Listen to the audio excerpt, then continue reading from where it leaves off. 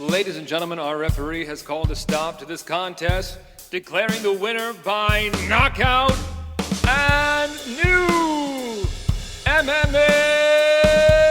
show!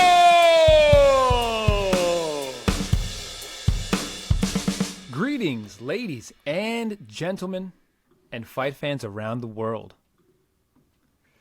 This is and new MMA show. I am your host, Michael Hansen. I do astonishing things with microphones because I'm a ring announcer and cage announcer. And I'm joined this week, as I always am, by my two buddies, both of whom bring MMA punditry to new heights. Introducing to you first, from New York, he is Mark Priaulx. What's up, man? What's up, boys? How we doing? I got PFL up on the side here as we record because they rudely decided to put this thing on a friggin' Wednesday.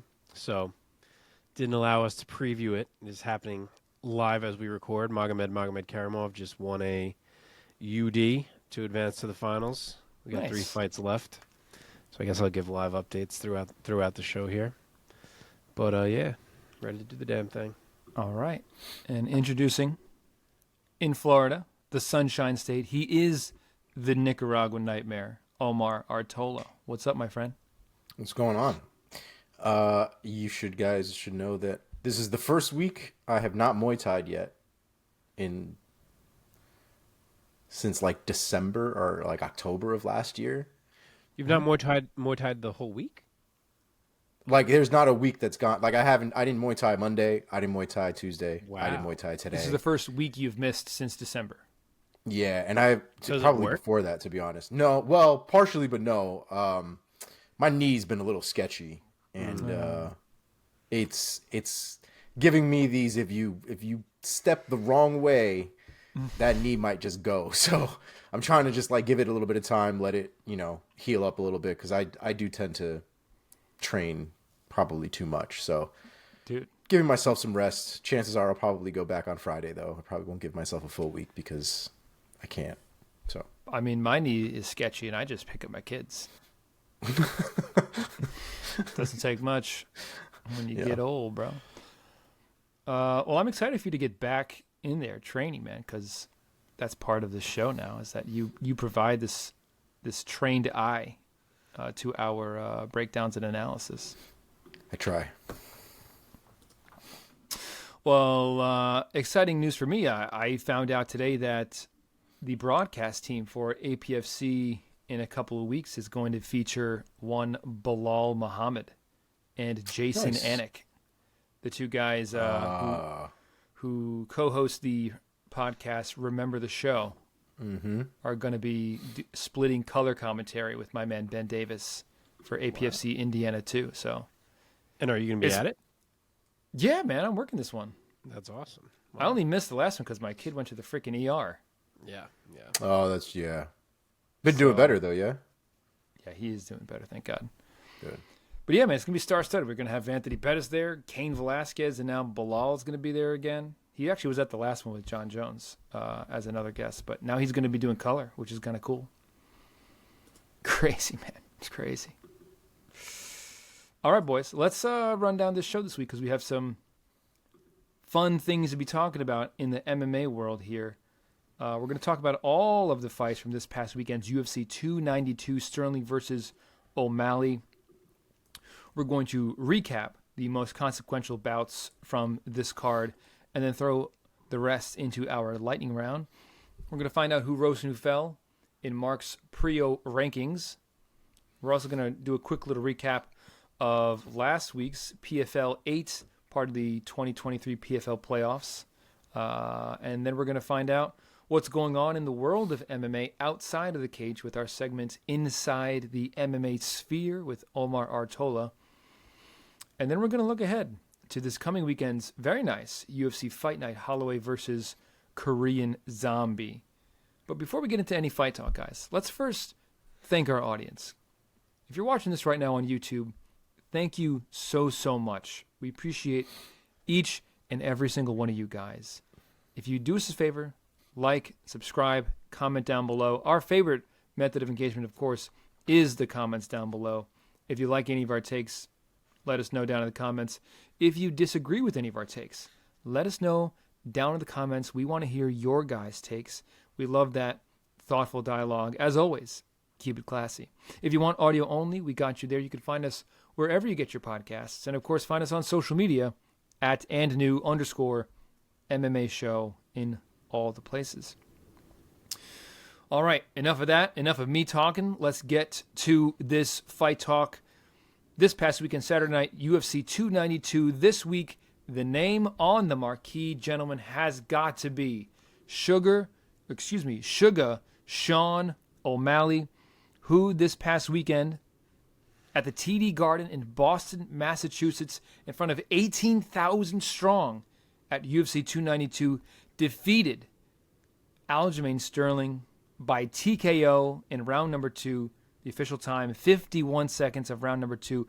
In doing so, becoming the newly crowned UFC bantamweight champion. Mark, let me start with you. What was your take on the performance, first of all, of Sean O'Malley and the meteoric rise of this guy from where he came from to where he is now, and just the star that he has become and is continuing to bloom into? Yeah, I mean, Sean O'Malley did it, man. None of us thought that he would, and he did it. He finished the champ. He finished him in style. And I don't know if you've seen the side-by-sides that they've been putting out there with his shot on Aljo and Conor's shot on Aldo. But, man, It is crazy how the sports world always gives us poetic things like this. To have this kid whose game is so similar to Conor's, in terms of the footwork and the feints and the movement and the striking acumen and that one-hitter quitter power. He's so similar in so many ways. To have him win a belt with the same exact shot Conor won his with is just nuts to me. But he was brilliant, man. I've heard a lot of people saying, what a strange fight. I can't believe Aljo didn't try to wrestle. Why did he think he should strike with Sean? I promise you, Aljo wanted to wrestle in that fight. In fact, it's the only thing he wanted to do. He almost didn't even throw a single punch in round 1 because he had no intention of trying to strike with Sean. All he threw was kicks to keep O'Malley off him and try to force him to move in a way where he could find an entry that he liked. But the problem was that it didn't work. He could not find an entry where he felt comfortable. Early on in the fight, he was trying to pressure Sean, trying to make him move in a way that would open something up. He couldn't create any opportunities there. Then 2 minutes in, he switched it up. He was like, all right, maybe I'll back up. I'll make Sean come to me and I'll find something. No different. Sean's footwork was just too damn good. He was too elusive. His feints had Aljo frozen. He was thinking too much. And he couldn't find any entries where he felt like he wasn't going to get cracked in the face by a Sean O'Malley right hand. And he did finally grab a leg with 20 seconds left in round 1. But at that point, it was too late for him to do anything with it. Round 2, he gets his break. Sean falls, which gives Aljo the opening to rush and clinch up as Sean stood back up. And this was the one that Sean had to get away from. And you find that after the fight, Sean was pretty banged up and wasn't even able to grapple in this camp. So props to him because he did. He got away. He escaped. Aljo, he had that little taste of being able to grab a hold of him. And maybe he got a little frustrated, and he was like, you know what, I can punch my way right back inside. I'll get him against the fence again.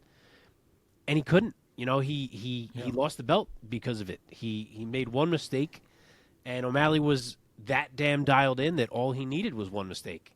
And he got it, and he dropped Aljo on his face with a step-back counter right that couldn't have been more perfect.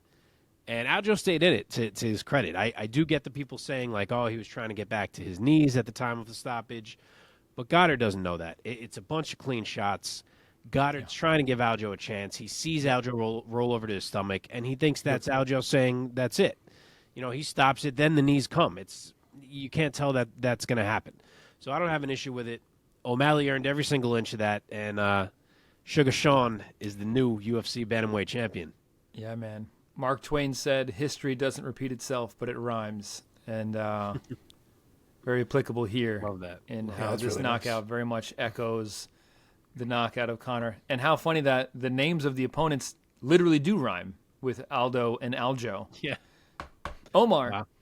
Take us through that finishing sequence. What did you find most effective and most beautiful in that cannon of a right hand that Sean O'Malley employed so well? It's the timing. It's the timing and it's the distance management. I mean, if you watch that fight in slow motion, if you've watched MMA as much as we've watched MMA, there's no way that in that moment when you saw that punch happen, you didn't immediately think to yourself, holy shit, that's McGregor and Aldo. You must have seen it immediately because it was the same type of timing, the same type of step back. It was obviously different sides, right? Because McGregor throws, left crosses, whereas O'Malley throws right crosses. But regardless, the movement and the timing and the technique was virtually the same. The entry was almost just as relatively sloppy as each other's were, right? Aldo, for as much as we love Aldo, and Aldo does have very good technique, in that fight, I think he got a little too wild, came in with some really cocked back hooks, and both of his hands were down when he was going in for that punch. So, I mean, he ate something that normally I think if he had his head on straight, probably wouldn't have eaten in a fight. And Aljamain was just a little too sloppy in there as well. Like, he's always been very unorthodox. He's always been very quote unquote funky, right? With his movement and his striking style. But the reality is against a sniper like that, and we talked about the sniper shit last week, against a sniper like that, you can't make those kind of mistakes and you can't put yourself within the range of the shot. And, Mark mentioned that I'm sure, that he's sure that O'Malley or that Sterling was trying to go for a takedown, that's what he wanted to do, that's what he wanted to grapple. I don't necessarily disagree, but it does sound like Aljamain, and we've seen this happen before, even with Luke Rockhold, where the guys go in there and they're like, maybe not necessarily overconfident, but they've gotten so much momentum. They've put themselves in a position where I think that they feel like they need to perform or maybe overperform and overcompensate maybe for whatever, right? Crowd pleasing or whatever the case is. And it did sound like even after the fact, Aljamain was like, I tried to go in there and I tried to do a little too much. I tried to want to win in kind of a crazy, fantastic way instead of just focusing on my game and doing what I know I needed to do. And it's very possible things might have turned out differently had he approached the fight a little bit different. Who knows? It really doesn't matter because the fight went the way it went. And O'Malley knocked that kid's head clean off for the belt. What an absolute performance. Sean O'Malley has had, in my estimation, 2 tough fights in his career. Those being the Chito Vera fight and the Petr Yan fight. The Yan fight truly was very close. And Yan was the best striker that he's ever faced. And Chito, I mean, that fight ended towards the end of the first round with Chito winning by TKO. But up until that had a lot. Yeah, that had a lot more to do with his injury, though, in the fight. I mean, the leg sort of going to sleep because of the nerve thing. Yeah. And who's not to say that Chito, the perennial nerve? Perineal, maybe. I can't remember. But I know that had much more to do with the story than just quote-unquote Chito beating O'Malley. Oh, it was the story, yeah. That's why he always says he's undefeated. Yes. Yeah, he's like that fight didn't even happen. Like it's not even that he's undefeated, right? That he beat Chito. Yeah. Granted, the thing that happened to his leg happened because Chito was kicking it, so it's not the cleanest. It also had happened before. Like he was on one leg in a fight prior to that as well, where he hobbled around for a minute before he won that fight. That was the Sukumtat fight, right? Yep. Yeah, and Sukumtat did the wrong thing and took down a dude with one leg instead of making him stand up and fight. But we're not going to do that to that poor man right now. We're just going to let him be. That's true. So Sean O'Malley, man, he has not lost since that Chito Vera loss back in August of 2020, and he's now captured UFC gold. What do we see as being next for him? It's really not quite up to. I mean, he would say that it is very much up to him. But Mark, if you were the matchmaker of the UFC, what would be the match that you would most want to see? What do you think the fans most want to see, and what do you think makes the most sense? There's a few ways to tackle this thing. The most obvious answer and the correct answer is, well, I'm going to even pivot off of that. Firstly, there's an argument to be made that Aljo should be getting an immediate rematch with the run that he has had. If we look past that, the correct answer is Merab. He is very clearly the number one contender. If it's not going to be Aljo, that's who it should be. However, I think the UFC is very aware of what they now have in Sean O'Malley. I think they are very aware of the moneymaker that he is. I don't know if you guys saw this. They uploaded the knockout to Twitter immediately after the fight, which they never, ever do for pay-per-view fights. So you could see the knockout immediately after all over Twitter, Instagram, everywhere. And they uploaded the full fight to YouTube. That's how much they want people to be seeing this, because they know what O'Malley is in terms of viral and all the clicks he gets and all this. So if I had to guess, I think they know that Aljo is capable of beating him, and that certainly Merab is capable of beating him. And I think they would very much like him to get at least one title defense before he has to worry about being out-grappled again. And I think they are going to go with the Chito fight. Whew. Even though Chito beat him. Yeah, and I'm not saying he can't lose to Chito as well. I just think it's fairly obvious that Chito is a bit safer of a matchup than a Merab. Right. And with the added bonus that there already is so much heat to that rivalry. Yes, and that it's what Sean wants and all of this. But, yeah, I mean, Chito's interesting in his own right because you can't hurt him, and he lands huge shots. So, like, if he doesn't go away, he could find a shot of his own. It's not like he doesn't have a chance. But, again, I think it's a safer matchup than a Merab is. Yeah, it's true. I think Merab would be really tough stylistically for yeah, I mean, think about what he just did. Merab just doesn't stop. Petr Yan. Like, imagine he did that to Sean O'Malley, and then everyone's like, "Oh wow, all right, well that Sean O'Malley thing is over with." Like, you know, they don't. I don't think they want that this soon. I really don't. It would be the biggest buzzkill for O'Malley's first title defense to just get wrestled into dust. Yeah, for 5 rounds by this like Energizer Bunny guy in Merab, and I love Merab. I love what he stands for. I do love Merab as a personality in MMA. I mean, the whole stealing the jacket and putting it on right in front of the world. Yeah, the storyline is there, and it's going to be tough to say to Merab if they go that route to say that he's not getting it, because he's going to be like, "How the fuck am I not getting it?" But yeah. But you're right too that like it's a compelling argument for Aljamain Sterling. I mean, I'm looking at his record now, and before this loss, he was on a 9-fight UFC win streak, including winning the title, and then 3 consecutive title defenses going into this past weekend. I feel like, you know what, right when he lost, or I think even before, I think during the fight, I was like, if he loses, I feel like Aljo's kind of right on the bubble of deserving an immediate rematch. A la someone like Kamaru Usman. But yeah, I think you're right. I think promotionally it makes more sense for Chito. But Omar, let me get you in here. What are your thoughts on what could be next for the bantamweight belt? So as far as my personal opinion, I do think it should be a rematch. I prefer rematches happen when somebody gets caught. If O'Malley had like beaten the shit out of Aljo for 5 rounds or something, like there's no need for a rematch. We don't need any of that, right? Right. There was a lot of feeling out. There was a lot of, you know, movement and attempted distance management from Aljo in that fight and stuff like that. But like we had never really gotten into a major clash in that fight, right? Like they were both trying to find their moment and their shots, and O'Malley found his. And that's just kind of how the fight went. And we're not taking anything away from O'Malley, but there are still questions on the table about what could have happened in that fight if something had gone different, if Aljo didn't get caught. And so I think just having another one of those fights to see if Aljo can get caught again, if Aljo can do something different, I just think would be like in their best interest personally. Because Aljo is, you know, a great champion. He is very credentialed. He's beaten a ton of guys. Like it's very difficult to not call him one of the greatest bantamweights, if not the greatest bantamweight currently of all time. So I think he deserves the rematch. From what it sounds like, and this is something I heard Ray Longo speak about, it sounds like that they've asked him about what he wants, and he sounds like he wants a rematch, probably early 2024. So it's very possible that that's the route that they're going. I wouldn't be surprised, depending on what the time frames are, how things line up, and all that stuff.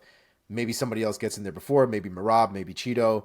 But from what I've kind of heard around, it does seem like Aljo might be getting that rematch. Well, just because Longo's saying it. What do you mean? Why does that make? Well, because you think Longo, it's not that Longo said it. Longo had a conversation with, I don't remember which one it was, if it's Maynard or if it's, I don't remember who deals with which weight class, but one of the two guys, right? Mick Maynard or what's his face? Yeah. What's the other one? Sean Shelby? Yeah. Sean Shelby. So he was having a conversation with him and Aljo about the situation, and apparently they asked Aljo what he wanted to do and that he could, that they'll take into consideration what he wants to do and stuff like that. And he said, I want the rematch, because I guess they wanted to make sure that that's something that he wanted, because he was also talking about going up to 145 after this fight. But it now seems like he wants to stay at 135, at least for the rematch, and then potentially do something else after that. So I'm not saying that's not legit, but I'm sure they then also went and had the same conversation with O'Malley and said what he wanted to do. And I'm sure I don't doubt it either. Rematch. So yeah, and I'm sure O'Malley had his sights on Chito. He's been going back and forth with him on Twitter a little bit. He was going back and forth with Henry too, if I'm not mistaken. Henry tried to insert his chooch ass into that conversation. Granted, he keeps saying he wants to fight Chito in December, so right, you could do that, and then yes. if he wins, then okay, Aljo's going to get his rematch in April. Like that's not hard to do. Aljo doesn't need to fight in between. And I'm perfectly okay with that, because Aljo does take a little while. He said he doesn't want to fight for the rest of the year. He says he's done. He's on vacation. So that's totally fine. And if he can make an O'Malley, I can't imagine O'Malley can't be ready by the end of the year, considering he took no damage in that fight. So I could definitely see that happening. And I think it should happen if we're going to do it that soon. But yeah. and you're gonna have He didn't seem like he got beat up either. I mean, he never does. You could hit him with a bat, and he'd be like, "Yeah."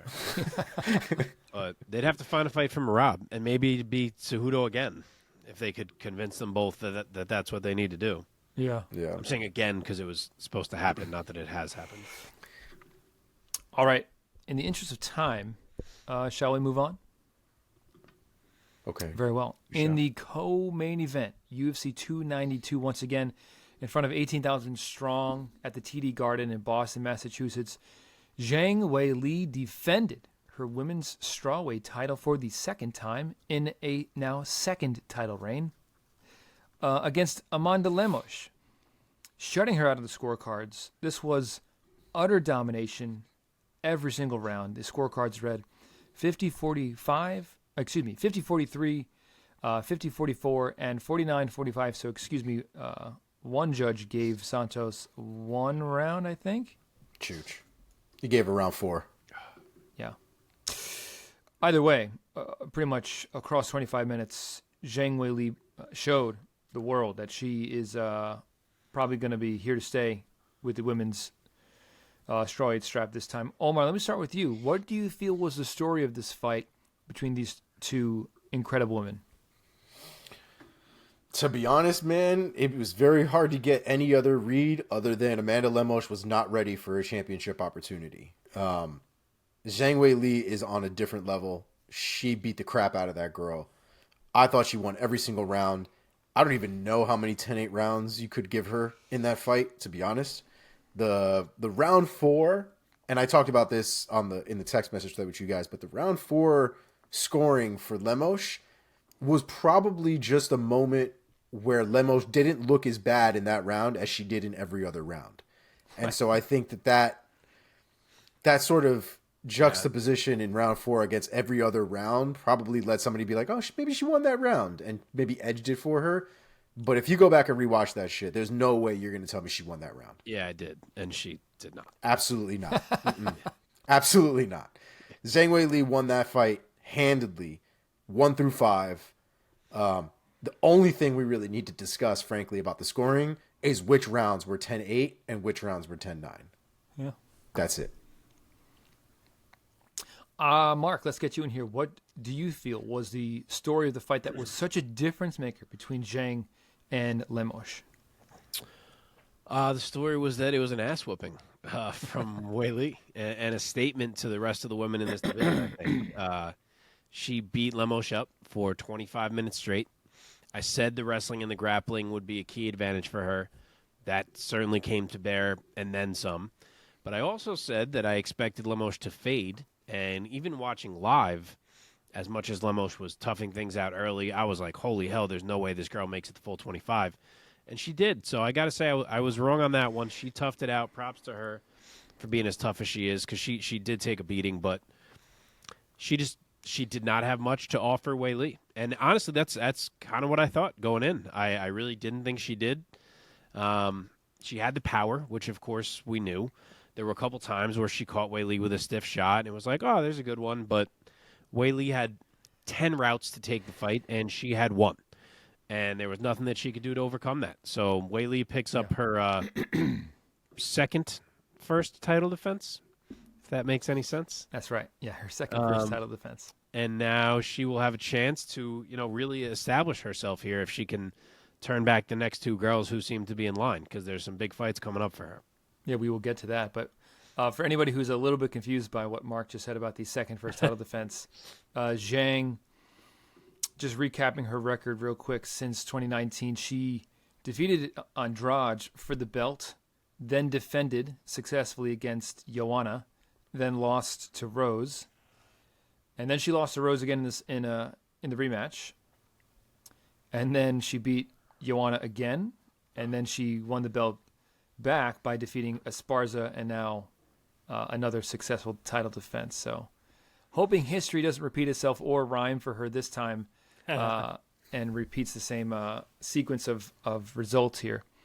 Dude, I also felt like there was a few moments in this fight where I was pleasantly surprised by the dog that was in Amanda Lemos, because she was really getting beat up, and I was like, damn, this girl's fucking sticking this shit out, man. And her power never goes away, of course, and that girl can crack. And there was maybe one or two moments, there was a handful of moments where like you said, she landed some hard shots on Zhang. There was maybe one or two of those that I felt really got Zhang's attention. There was one in round 4 where I was like, oh shit. Yeah. And I thought to myself for a moment, I was like, is Amanda Lemos going to find a shot that either puts Zhang out or sits her on her butt, and then she jumps on her and gets a TKO, and we have an Amanda Lemos champion? But Zhang was able to get the fight to the mat pretty much at will and make the fight her fight for 25 minutes. So props to both of these ladies. But now let's talk about... To your point real quick, yeah. I thought it was just a great statement from Weili, because I had a little moment where I felt the same as you. Not entirely. Like, Weili was controlling it. But in that 4th round, it started to seem like whenever they had like a prolonged exchange on the feet, Weili was kind of getting beaten it a little bit, which had not been the case all fight. And I had that little feeling of like, oh my God, are we going to get into round 5 and it's going to be like striking and she's going to get caught? And then in round 5, they do strike and she drops Lemos. Exactly. So like, to see that was just like, oh, okay. I'm sorry, Weili, for even doubting that you were not going to dominate this entire thing. Yeah, dog, and if you really took a look at that right hand that she planted on Lemos's face to drop her, holy shit. Yeah. That is a beast of a right hand from that woman. Dude, how good is she? She's so good. She's the thing that's really so ridiculous about Zhang is she's getting better. Like, she was elite fucking 6 years ago, 5-6 years ago, and she's getting better. Like, the difference in how she's fighting now, and it's, I don't even know necessarily if it's technique, because she's always been a very technical fighter, but the strength that she has at this point is stupid. The IQ that she seemingly has in that octagon is also ridiculous as well. And so if you take the technique that she kind of already brought to the octagon in her early UFC days, you add all these championship elements to it, and she's still getting better working with guys like Cejudo and whoever else.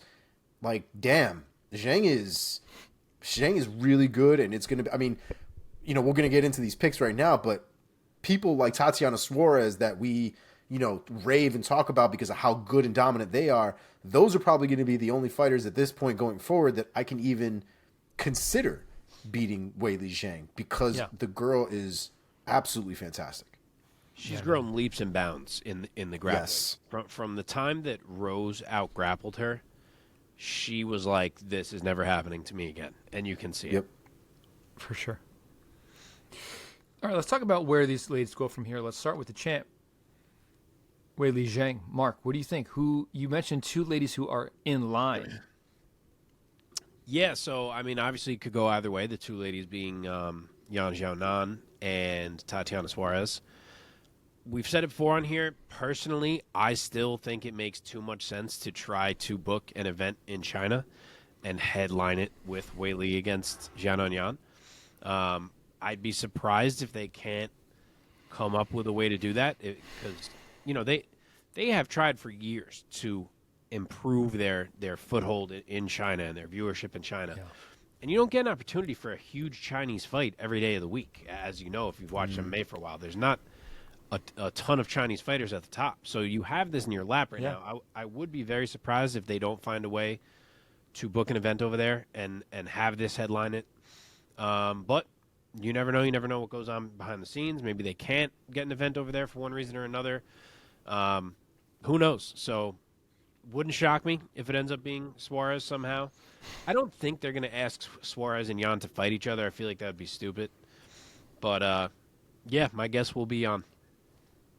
I feel like you have a handful. You have, like, just enough, like, Chinese and also Asian athletes on the roster to kind of fill out that card. Like, you can have, like, a... Oh, yeah, you could do it. And Song Yudong. You can have the Iron Turtle.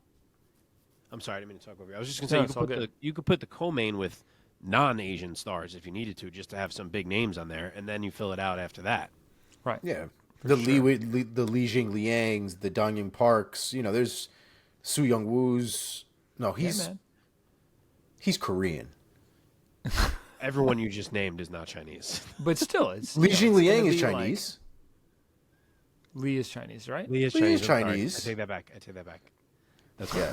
He is. Park and Suwoo Choi, I think, are both Korean. Yes.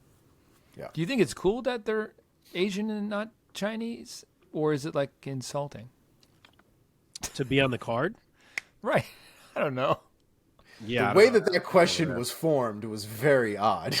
Yeah, that was a tough way to ask the question.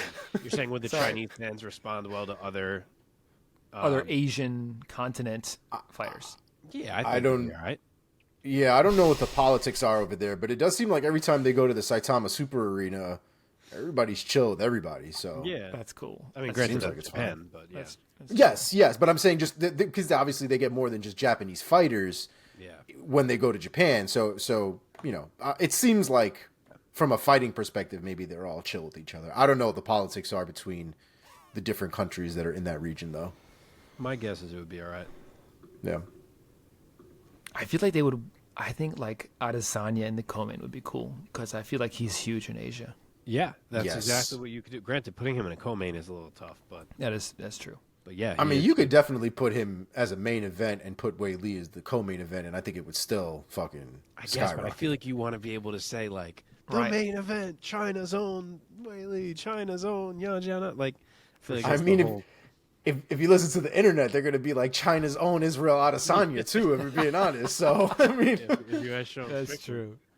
Let's talk about really quick. Let's talk about Amanda Lemos and where she could go from here. Omar, when you look at the landscape of women's strawweight, what do you think could be next for the heavy hitter Amanda Lemos?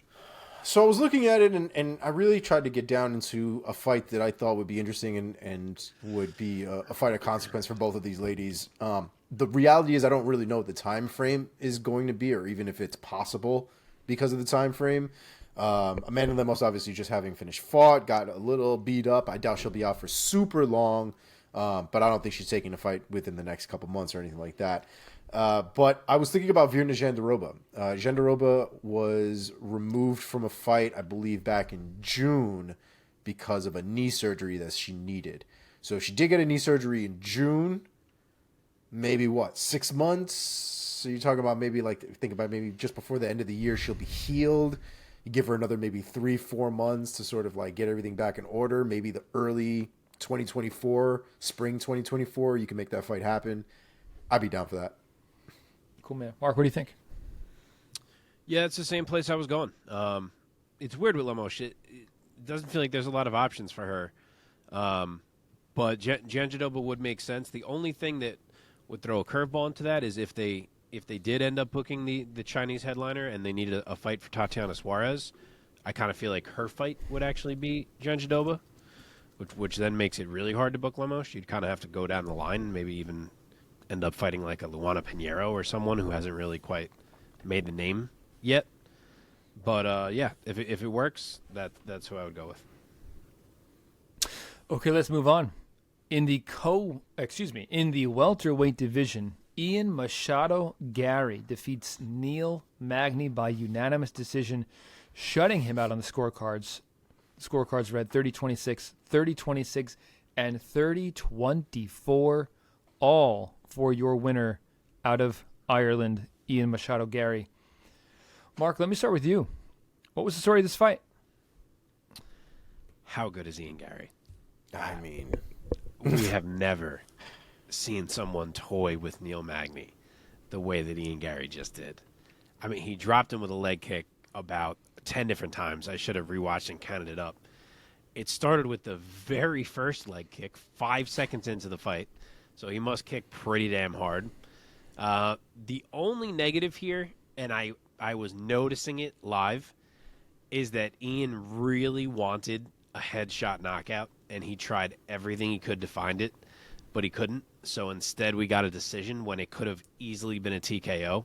Like, he had about 5 different times where he could have just thrown like 3 more repeated low kicks, and Keith Peterson would have waved it off.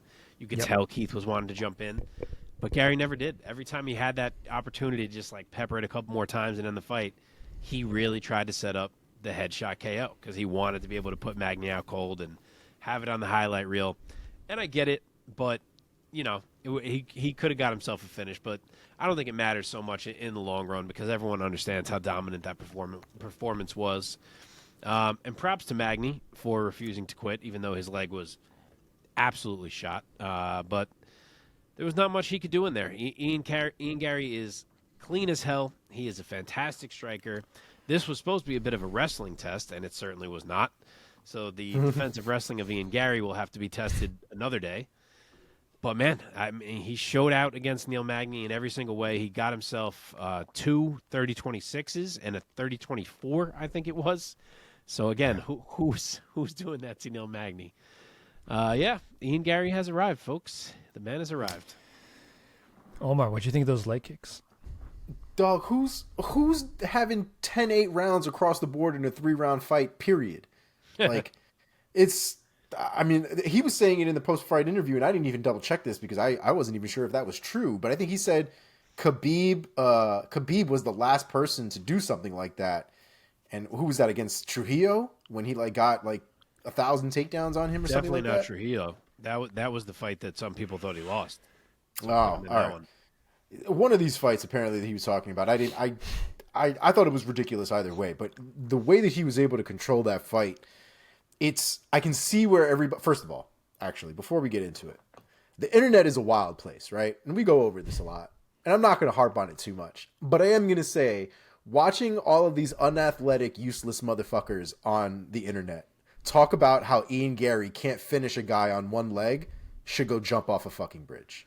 That is the most ridiculous statement I have ever heard anybody ever say in the world when they do nothing on their own. It's crazy. It's stupid, yeah. Yes. So we'll leave it there. Ian Garry's a beast, man. Ian Garry's leg is an absolute baseball bat. The way he was able to just continuously pepper Neil Magny in that fight and continuously move forward, measure his distance, have it the entire time. Never lost his distance management, was always back in a good fight stance every time that they disengaged.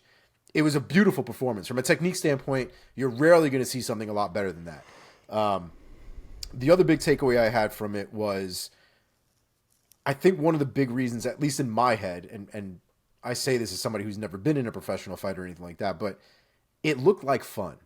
What he was doing in there just looked like fun to do. And there may have been something about Ian Garry just kind of enjoying himself doing what he was doing. And I don't know if he was necessarily really thinking about the KO or the TKO. I think he was just cruising.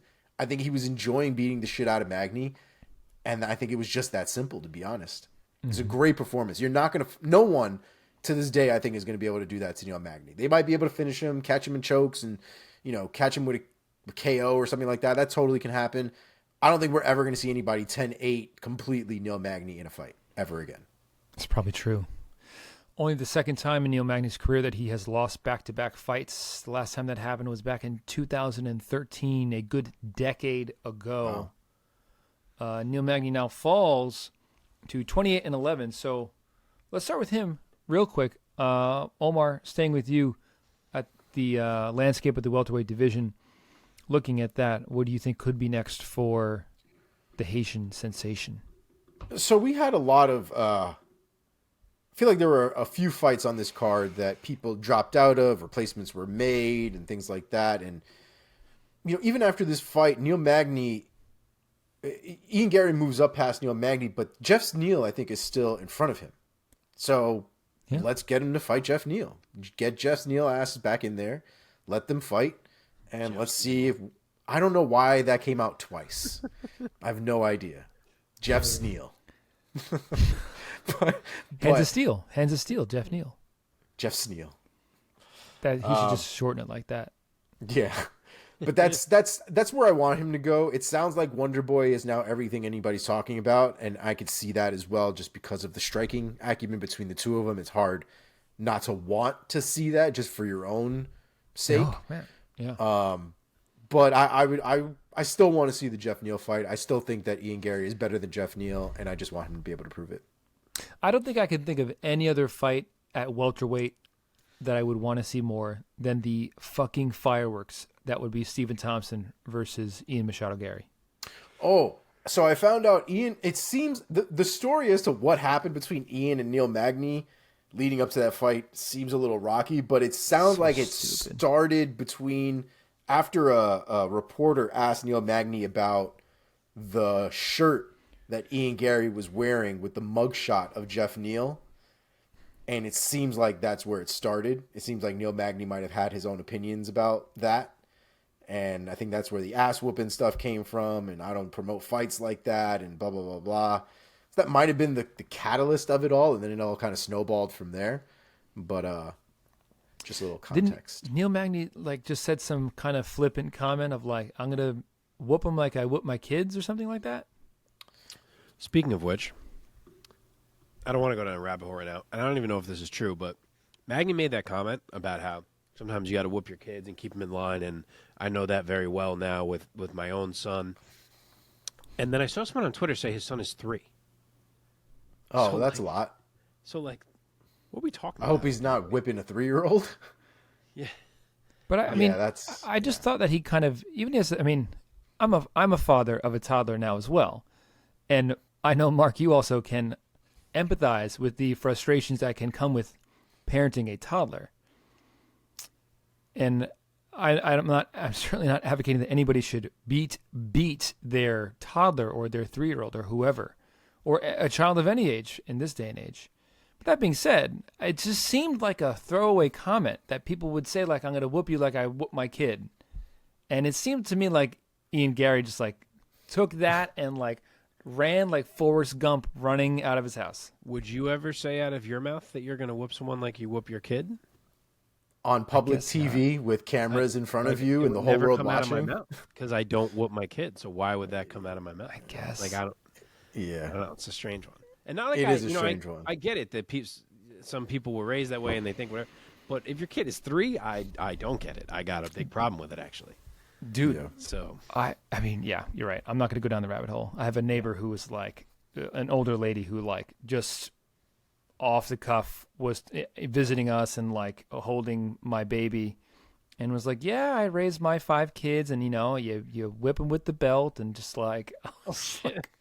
You can give me back my fucking child right now. And then she left, and I was I think she literally beat her kids old school back 30 years ago or whatever. Yeah. Anyway, she doesn't listen to podcasts, so I don't think she's going to hear this. Anyway, to circle back, me and Omar are on the same page with a lot of these matchups tonight because I agree. I know he asked for Wonder Boy. Obviously, as you said, it's incredible. I love it. Sign me up. Apparently, Wonder Boy said he's not super interested in it. But to me, that's fine because I agree with Omar. Go right back to Jeff Neal. I don't see any reason not to do it. I don't think beating Neil Magny has made it like he passed by Jeff Neal already. I still think that fight makes plenty of sense. I think at this point, though, you have to have a backup. Jeff Neal can't pull that shit again. It's true. Yeah. Okay, let's move on. Can I just match up Magny real Oh, quick? my bad. Yeah, go do it. Oh yeah. I actually said last time Magny fought that I would pair him with Randy Brown next. Obviously, he then jumped in here short notice, but I still think that's what I'm going to do. He took an L. I think he's got to fight someone who's trying to come up here, and I think Randy Brown's perfect. Yeah. Like it. Like it. We are in a hallway here because there's not going to be a lot of changing in the way that we're looking at the future here, because I also have him against Randy Brown as well. So, agreed. Oh, the boys are in Okay. lockstep tonight. That's right. Let's move on here. In the bantamweight division, Mario Bautista defeated Damon Blackshear by UD 29-28, 29-28, and a 30-27. Omar, let me start with you. What was your impression of Mario Bautista getting it done on the scorecards? This was a scrap, dude. This was a scrap. This was a really tough fight. I found it a little tough to score as well, especially like throughout that fight.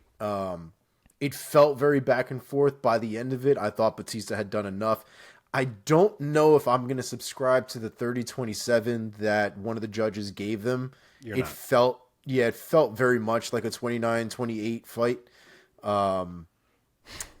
But I mean, I think in reality, the second round might have been the one round where you can kind of argue whether it was Bautista's or Blackshear's. I thought first round was clearly Blackshear's round. I thought the third round was clearly Bautista's round. So the second one for me was the toss-up round out of all of them. If you told me you gave it to Blackshear, I'm not going to die on the hill for it. I thought it was Bautista's, but it was a close fight regardless, but it was definitely a scrap. I mean, Blackshear coming off of 1 week of having fought last week and performing like that again, he didn't get the W, but he still made a very good accounting of himself in that fight. Mark, what are your thoughts? Yeah, I mean, we're in lockstep again here pretty much. This was a close fight. It was a tough one to score. Round 2 was obviously the swing round, and it was really, really close. Like, nothing too significant happened in that round compared to the others. Both guys were landing some shots, not too many. Bautista was pressuring, but Blackshear was kind of doing well to pick at him from range or step in as he was getting pressured. It's like almost a preference round. It was very close. I had it for Blackshear live. On the rewatch, gun to my head, I think I still do, but like it was nearly a coin flip round. And it doesn't shock me that Bautista took a decision. The fact that it was unanimous maybe surprised me a little bit. And as we said, the 30-27 was trash. But I could absolutely see it being 29-28 for Mario. And he didn't have an easy fight at all. You could see his skills and his cardio start to shine a bit more in round 3 once he had spent some time in there with Blackshear and kind of got to adjust to what he brought to the cage. But early on, you could tell he was a little bit off of the game that we usually see from him. I think that late opponent switch was something he maybe didn't get to fully adapt to. And Damon looked good. He got a big opportunity. He showed he can hang. He fought a tough fight, and he nearly took it. But he faded late, and it cost him, and Bautista grinds it out and gets himself a W. Yeah, man. Staying with you, Mark, and moving along here, what do you think could be next for Bautista? It's another easy one. I'm not sure how long Cody is out, but again, why not go right back to it? It made sense the first time. I still like it now. That's where I go. Omar, do you agree? I do concur. Do you concur, Doctor? Shall we move on to the Chito fight? Wait, you hate matching up these losers. Like you have. Oh shit! My bad. You have an affinity of just. Yeah, both just said fuck Blackshear. Usually, I'm like, wait. But just kind of like Bautista, I think Blackshear needs to go back to the guy that he was originally slated for, and let's give him Brady Highstand. Hopefully, Brady Highstand is going to be ready in time. I'm not sure exactly what happened to him in the first place, but I think Blackshear could take a little bit of time off and get with Brady Highstand when he's ready. Hopefully, not too long. I forgot that was a thing.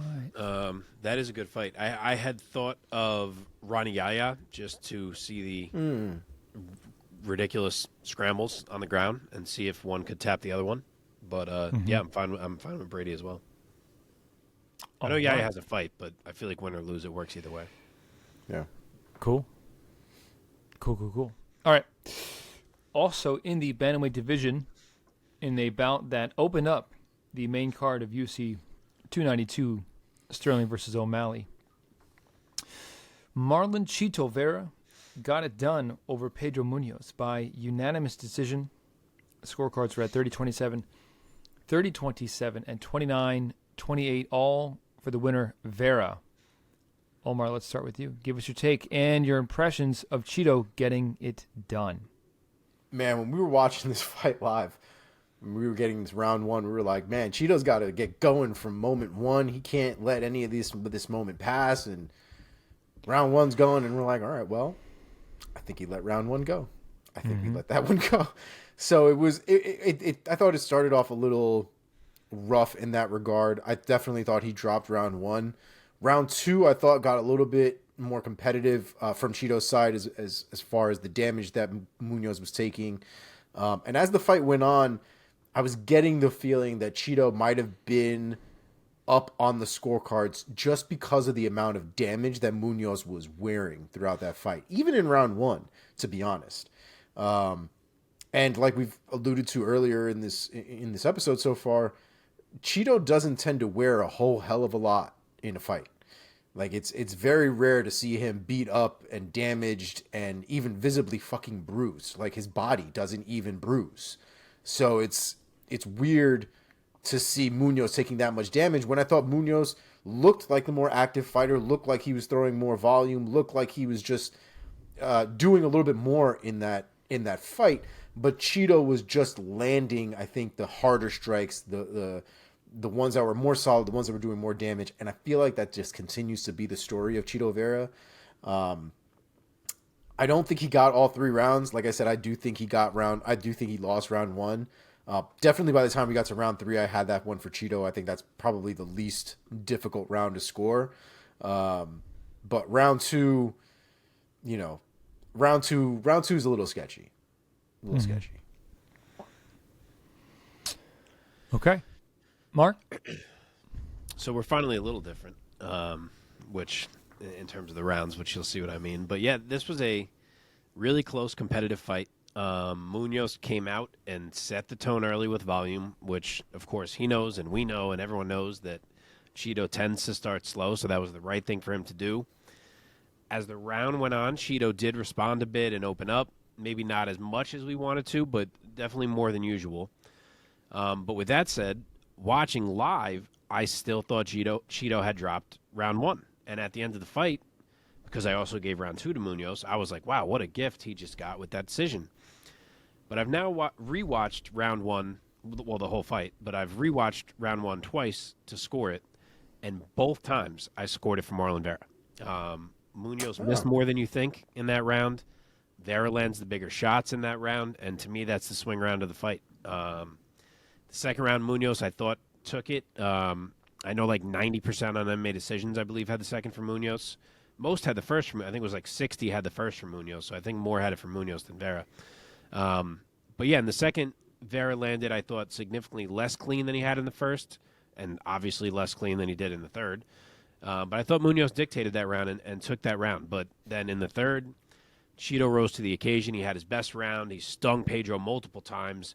He had all the biggest moments of the fight in that round. And I do think the length mattered in the end for Chito, which is what I kind of leaned on in my preview of this fight, because the jab was a big factor. And anytime they had like their quick firefight exchanges, it was Chito landing a bit more and a bit cleaner because he was kind of standing just outside of Munhoz's range in those firefight exchanges. And then combine that with the fact that he can take a shot as good as anyone, and he's the harder hitter of the two. It was enough. It was enough to edge these cards. And I thought he won it pride style as well based on the third round. And then, like I said, on my rewatches, I actually was like, shit, I got to give him the first. So I am glad the decision went his way. At first, I was like, oh, shit, but I'm glad it did. And, yeah, as we mentioned, I'm curious to see if he just walked himself right into a title fight. Yeah. Yeah. Could be. And we talked about earlier, that probably could make the most sense for the division and for the belt and for the promotion. So we don't really need to talk about what is next for Chito, because we've kind of already been over that with the main event. But Mark, let's talk about Pedro Munhoz and where he could go from here. Yeah, and Chito's so easy too. Like, if it isn't the title fight and they were like, he's fighting Marab, he's fighting Cejudo, he's fighting Jan, all of it would be like, wow, sick. You know, it's like, fight any of these dudes. He hasn't fought so many of them yet.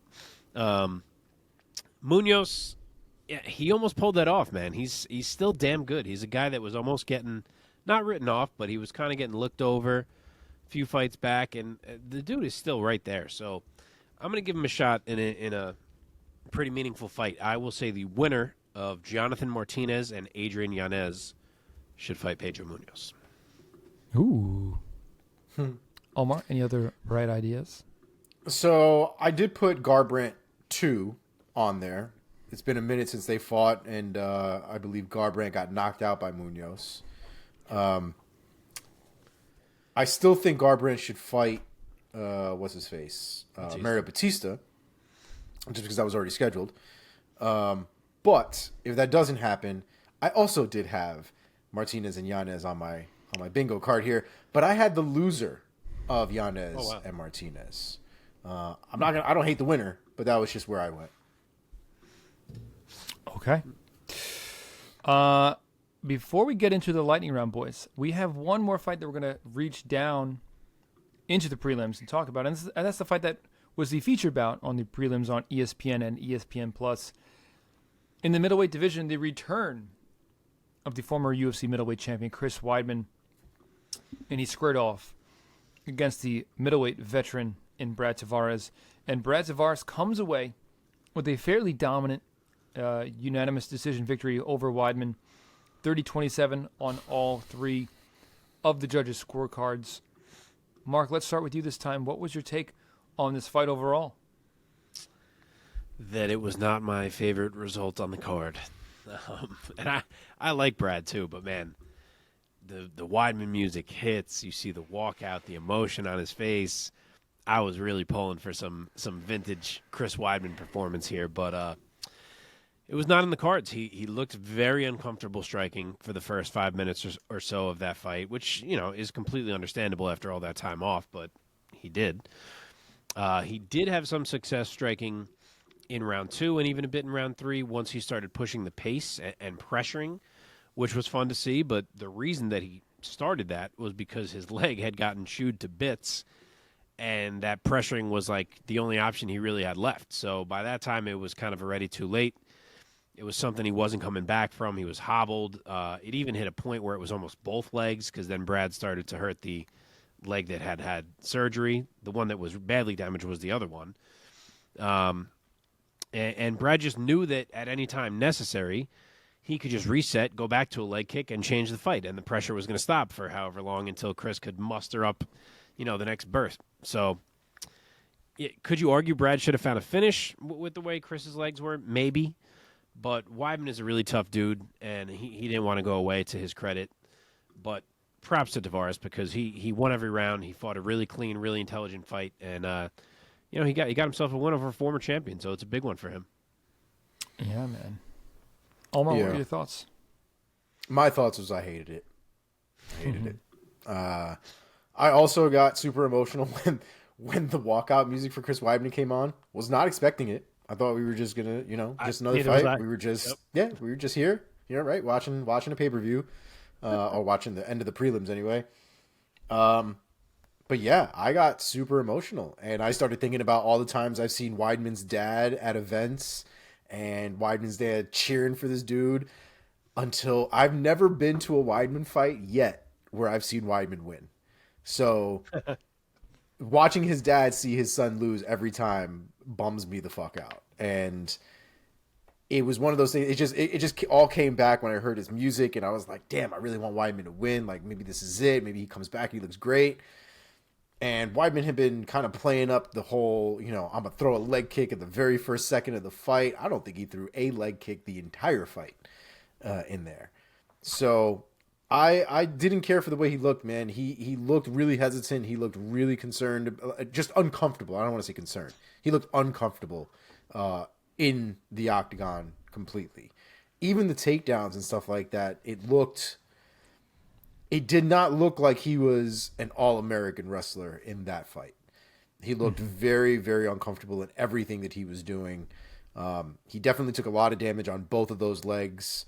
He's another one who, just like Magny, was like hobbling around for a while and hopping around trying to put weight on it and things like that. It really got to a point where I was like, Chris Weidman shouldn't be doing this shit anymore. Like, I love Chris Weidman. I've enjoyed watching him in his career. I've loved all the things that all the barriers he's essentially broken down trying to, or beating all of these legends from that era and stuff like that. But I don't want to watch that again. That was not fun. I did not have fun watching that fight. Not even a little bit. So I don't want it. I don't want it anymore. I'm with you guys. And of course, soon afterwards, Chris Weidman either posted something on his social or made some kind of public comment where he's like, "This ain't it, boys. I'll be back better than ever." Yeah. What are your thoughts on that, Omar? I think it's a fucking lie. I don't think he's gonna come back better. I think if he was gonna come back better, he would have came back better now. What is the difference between now and later? Time. That's gonna make him slower. That's gonna make his leg probably not nearly as strong as it was before. I don't see it, man. Like, I get it. I can only imagine how addictive it is to walk out, all these people cheering for you, everybody wanting you to succeed, the money that you get from it, the fame, all of it. I can only imagine how addictive that shit is. But like, as a fan, purely as a fan, I don't want to see Chris Weidman get in a fight where I don't even feel like he's competitive in. And I think Tavares gave him leeway to survive in that fight, right? I do think he fought a smart fight and stuff like that, but I do think there was a bit of a respect portion of it from Tavares as well, because I think if it was somebody else, Tavares very well might have pushed the pace. You know what I mean? But it is what it is. I want good things for Chris Weidman from like a life perspective, not necessarily just a fight perspective. And I feel like the longer he's in this fighting this way, the more likely he's going to get really fucking hurt in one of these fights. And I just don't want to be there to see it. According to TotalSports.com, Chris Weidman got $400K. So if I was him, I'd be like, let's go. Let's keep this thing going as long as I can. I would, man, for that money, for one night of work. I mean, obviously, yes, it's not one night. But that's some fucking good bread, man. $400,000. It is, but you also have to take into consideration how many times, like, at what point do you tarnish your legacy, right? That you're just losing and losing, and I don't think we're at that point yet, right? Chris Weidman is still trying to figure things out, and maybe he does retire, maybe he doesn't, but he's also now still like losing in front of his kids, like his family was there. It's too much, man. I don't know. For me, it just seems like it's too much. And also, how long is he about to be out? Like, what if he needs another surgery? That leg was pretty fucked up. The both of them were. The right one for sure, but both of them were fucking jacked by the end of that. For sure. He had the right one wrapped up, not the left one, by the end of that fight. Dude, Brad Tavares has tree trunks for legs. The right one is the one he had surgery on, isn't it? Yeah. Because it was the other one that was getting destroyed in that fight.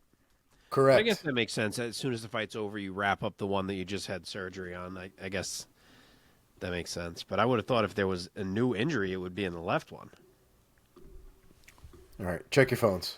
Send you pictures. But either way, point remains. Like, if he needs another surgery, say he's had another year. Yeah. Like, at that point, he might be like, why am I doing this? Oh, I did see this. I saw this whole exchange. Oh, yeah. Me too. He was all wrapped up, man. Yep. I don't know. I certainly wouldn't mind if he walked away either.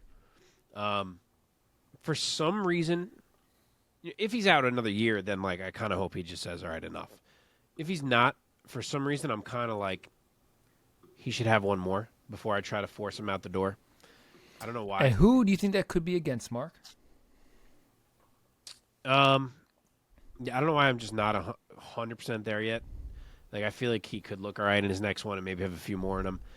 But if there is one more, I will say let's do Gerald Meerschaert. It feels like an appropriate fight for Chris at this point. Still a guy with danger, maybe one he could win. That's where I go. What do you think, Omar? I was actually going with Eric Anders. I think Eric Anders is a relatively beatable fighter. But I think it's also a good opportunity for Anders too to fight a champion, kind of see where he's, or former champion I should say, and see where he's at. But it's also a fight that I think is winnable for Weidman as well. A dangerous fight because Eric Anders, when he's on, is a very, very dangerous fight. So let's see what he's got. I'm not trying to put Chris Weidman in there with somebody who I can see him getting completely knocked out stone cold from. I couldn't stomach that, man. At least if Mearshart beat him, it's like, all right, Gerald Mearshart like pulls off these wins where he beats dudes. If Eric Anders beat him, I'd be like, oh boy. But that's what that's what I want though. Like if Eric Anders beats him, that's when I know without a shadow of a doubt this shit needs to end. Yeah. Like we need to be done. Yeah, I mean, yeah. Well, okay. Let's hop into our lightning round for the remainder. Match up the guy who won the fight? Would you mind? So sorry. Yeah, he got a big win. He did lose 2 in a row prior to this win, so I'm not going to give him any huge jump. I feel like he's kind of got to win another one to build up that momentum before he's in any type of a bigger fight. But a guy who won on this card that we're going to get to in a little bit, I think Tavares would actually be the perfect test for him, and that man is Andre Petrosky. Look at us. Look at us with the picks today. Look at us with the picks today. Like wow. This is wild. Wow. There you go. Okay. Go ahead now, Mike. Okay, sorry. I'm just trying to do my fucking hostly duties. All right, the lightning round is where I challenge Mark and Omar to give me their quick takes. Perhaps. And we fall short, guys. We fall short. We're human. We're fallible. It's okay. But every week we reconvene and we do it again. All right, here we go. In the middleweight division, Gregory Rodriguez defeats Denis Tululin by first round annihilation. Omar, go first. Yeah, man. Robocop looked real good in this fight. You started saying Caught yourself. Like, nope. Caught myself. Gotta pronounce things properly. I will not. He looked good in this fight, though, man. It definitely gave me vibes of, I know I got knocked out in my last fight. I'm not even going to attempt to give you the chance to do that shit to me in this fight. And immediately went for the takedown, brought him right down to the ground. And got to be honest, man, some of the nicest passing I've seen in a little while. Like, he passed the shit out of Tululin's guard. Or it wasn't Tululin, right? It's Tululin, yeah. Is it Tululin? I thought they... Yeah. I know Buffer pronounced it one way, and I think they pronounced it a different way on the broadcast.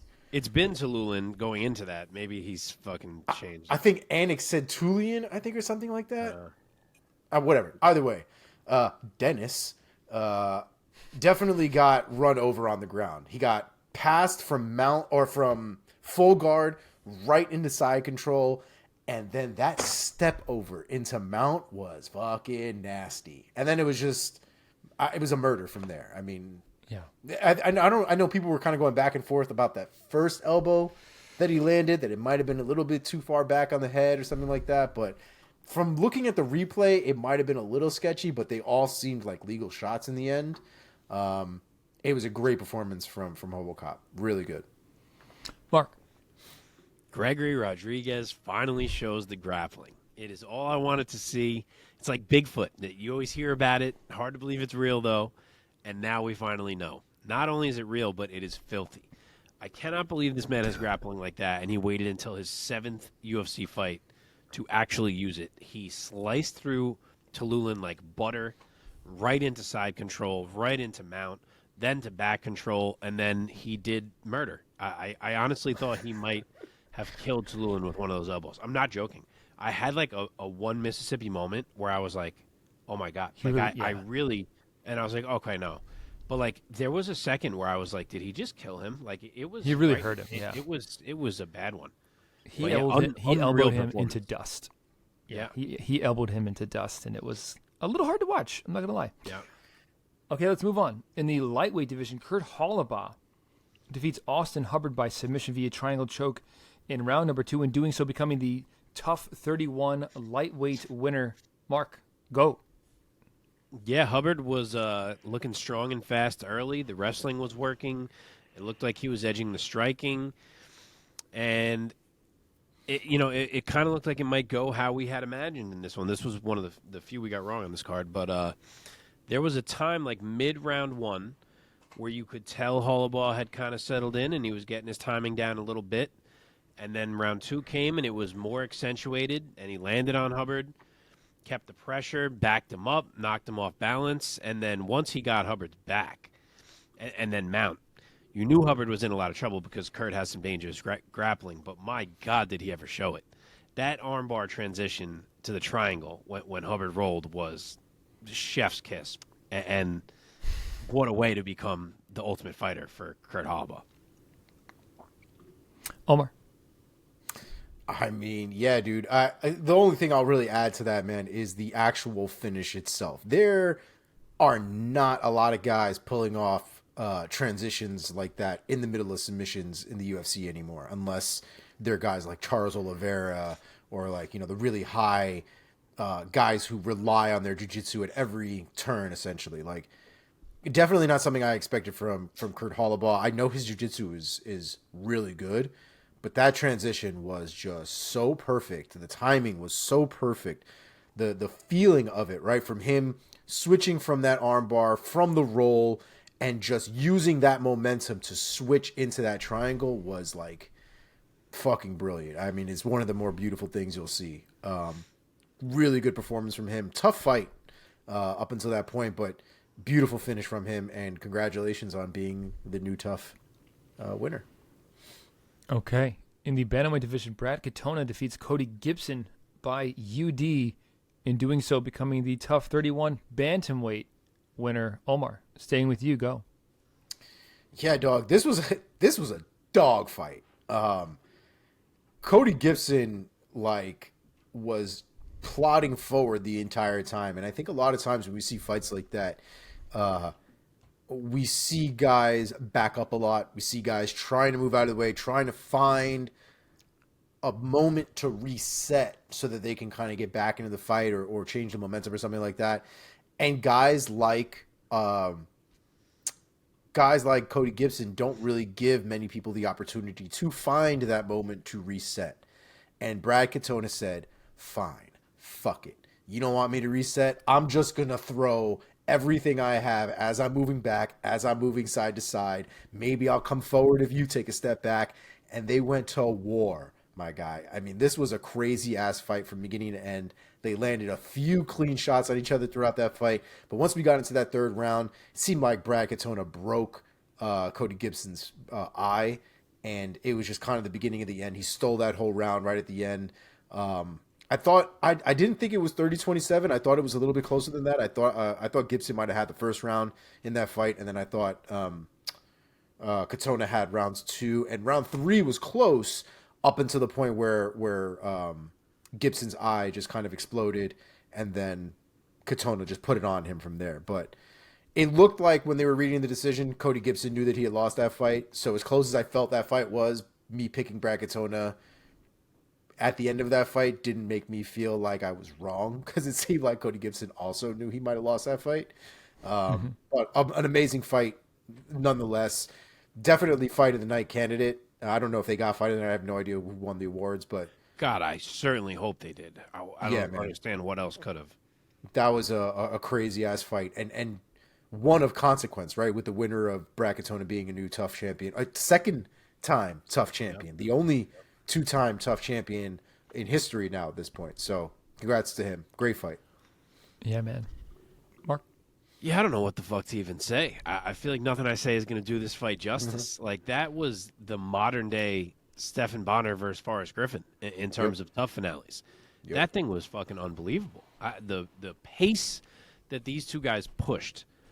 After round 1, I didn't think there was any way it could stay that high for 10 more minutes, and I think it got higher. And props to Cody Gibson for the pressure that he brought, because that's what made the fight what it was. But holy hell, let's give some credit to Brad Katona, man. He's a guy who gets knocked at times for, his style, and he fought the entire fight without wrestling, without grappling, without controlling, just fighting in a damn phone booth against a much bigger man, and he beat him. He took big damage, he returned bigger damage, and he beat him. That says a lot about Brad Katona. And he is now, as you said, the first ever 2-time tough champ. And I'm very interested to see what this second run could look like. Because even when he got let go the first time, he was one of those guys where it was like, oh, they let go of Katona. Huh? He seemed like he was pretty good. And he hasn't lost since they let him go. Now he's back. To see him look like that, it's like, shit, this guy maybe should have been here the whole time. Yeah. I can tell you this, too, real quick. We better see Cody Gibson again, too, for what it's worth. 100%. They both need to be in the UFC. Cody Gibson better not get shafted on this business here. Like, I know he lost, but Stephan Bonner got a contract to the UFC as well. So just keep that in mind. But real quick, Brad Katona had a huge ass hematoma on the side of his face. Like, really bad. And that boy wears glasses. So I'm interested how that's going to work out for him for the next week or so before that goes down. Oh, man. Okay, let's move on. In the feature bout on the early prelims in the middleweight division, Andre Petroski defeats Gerald Meerschaert by split decision. Mark, go.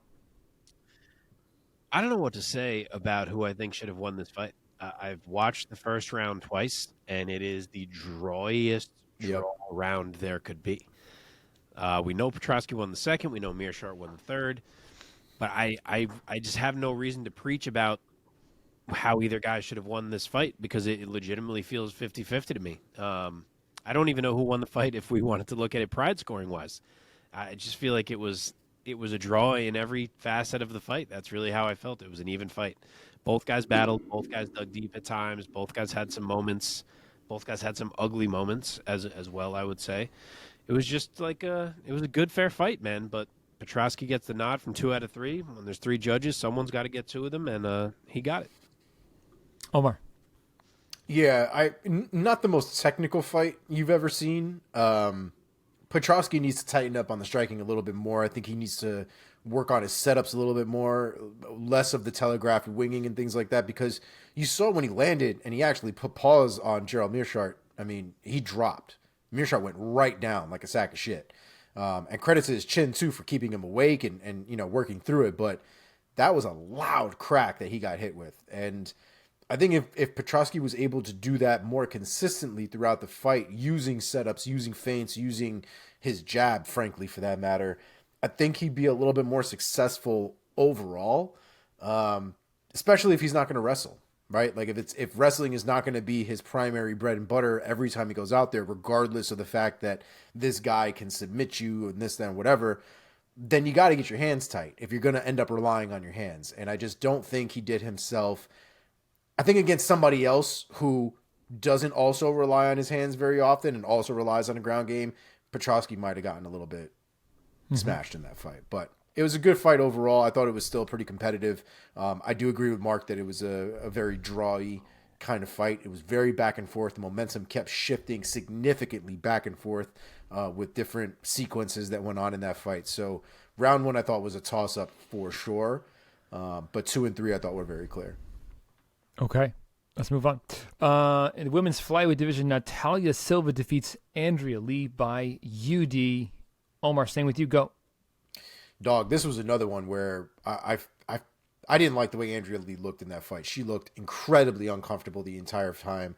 I think a lot of it had to do with the way that Silva approached that fight and was just tearing her apart. The shorter fighter was staying on the outside and working this girl. I mean, Andrea Lee had no answer for her, and you could see as the fight kept progressing, you could see her trying to think and calculate. It's like that meme of that older woman with all the math problems all over her face. Like, she looked significantly lost in that fight, trying to figure out an entry for Silva. Her corner, frankly, didn't seem like they were of any help to her at all. It was a beautiful performance from Silva, and kind of a telling performance from Andrea Lee that I'm not sure where she's supposed to go from here. Mark? Natalia Silva is just nonstop hip feints. I don't know if I've ever seen a fighter who has more. Like, it was...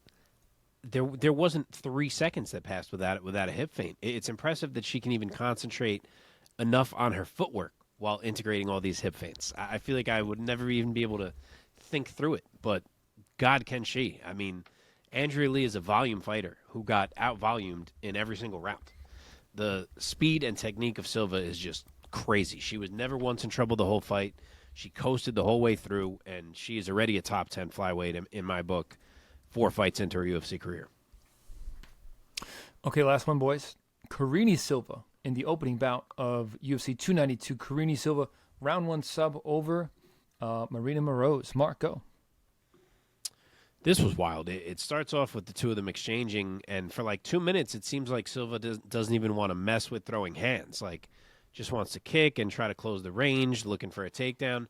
And then next thing you know, she throws a beautiful left hook, and Moroz is on her ass. And to Marina's credit, she jumps right up. They got to scrapping again, and Silva looks for the takedown and gets it. And for a second, when she hunted that guillotine, it looked like she blew it and gave up the position, but she reset it, she cranked the neck, and it got a tap with 1 second to spare, which obviously sucks for Moroz that she probably could have lasted that one more, but enormous win for Karine Silva. Omar, bring it home. Yeah, dog. I don't know, man. That tapping with one, like you, I would imagine you heard the clap, right? You had to have heard the 10-second clap. At that point, if I'm getting choked out, I'm not tapping. Like, choke me out. You know, like, Dude, put me to sleep. The 10 seconds is so long when you're being choked. I your get mind, you could be like, there's still 5 more. Like, you have no idea. If there was a then I go countdown out, and you were hearing someone go 3, 2, I bet you could make it through the 1. I would just choke me out. I'm not tapping. Now, if there's a key lock, right? Somebody's got my arm and that shit is about to like break through or something okay, tap. 1 second left, tap to that shit. I don't disagree with that. A choke though, you be all right. Hold that shit in, man. Fuck, hold that shit in. Come on. As far as the fight itself is concerned, though, I mean, I thought it was a good fight. The boxing combinations ended up being really good for Silva. Moroz definitely had a good accounting of herself up until that point, but man, you can't tell me she's not beating herself up about that. Like, she definitely went back to the hotel room like 1 second.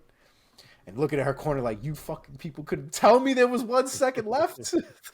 I don't know, man. I don't want to give her too much shit. It's obviously being in the fire and stuff like that, but that one I think is going to eat at her for a bit. And that does it. Our complete recap of UFC 292 in Boston, Massachusetts, in Boston. Let's finish this one up, boys, by finding out who rose and who fell in Mark's rankings. Mark? All right, we do have some notable ones this week. I was gonna say we should have some news here. We will start with the faller, one faller of note, and sadly, it's going to be Chris Weidman. Yeah, I had him still as the number 15 middleweight, and he is down to number 22 at this point, which just feels wild to say, but that is the reality that we live in.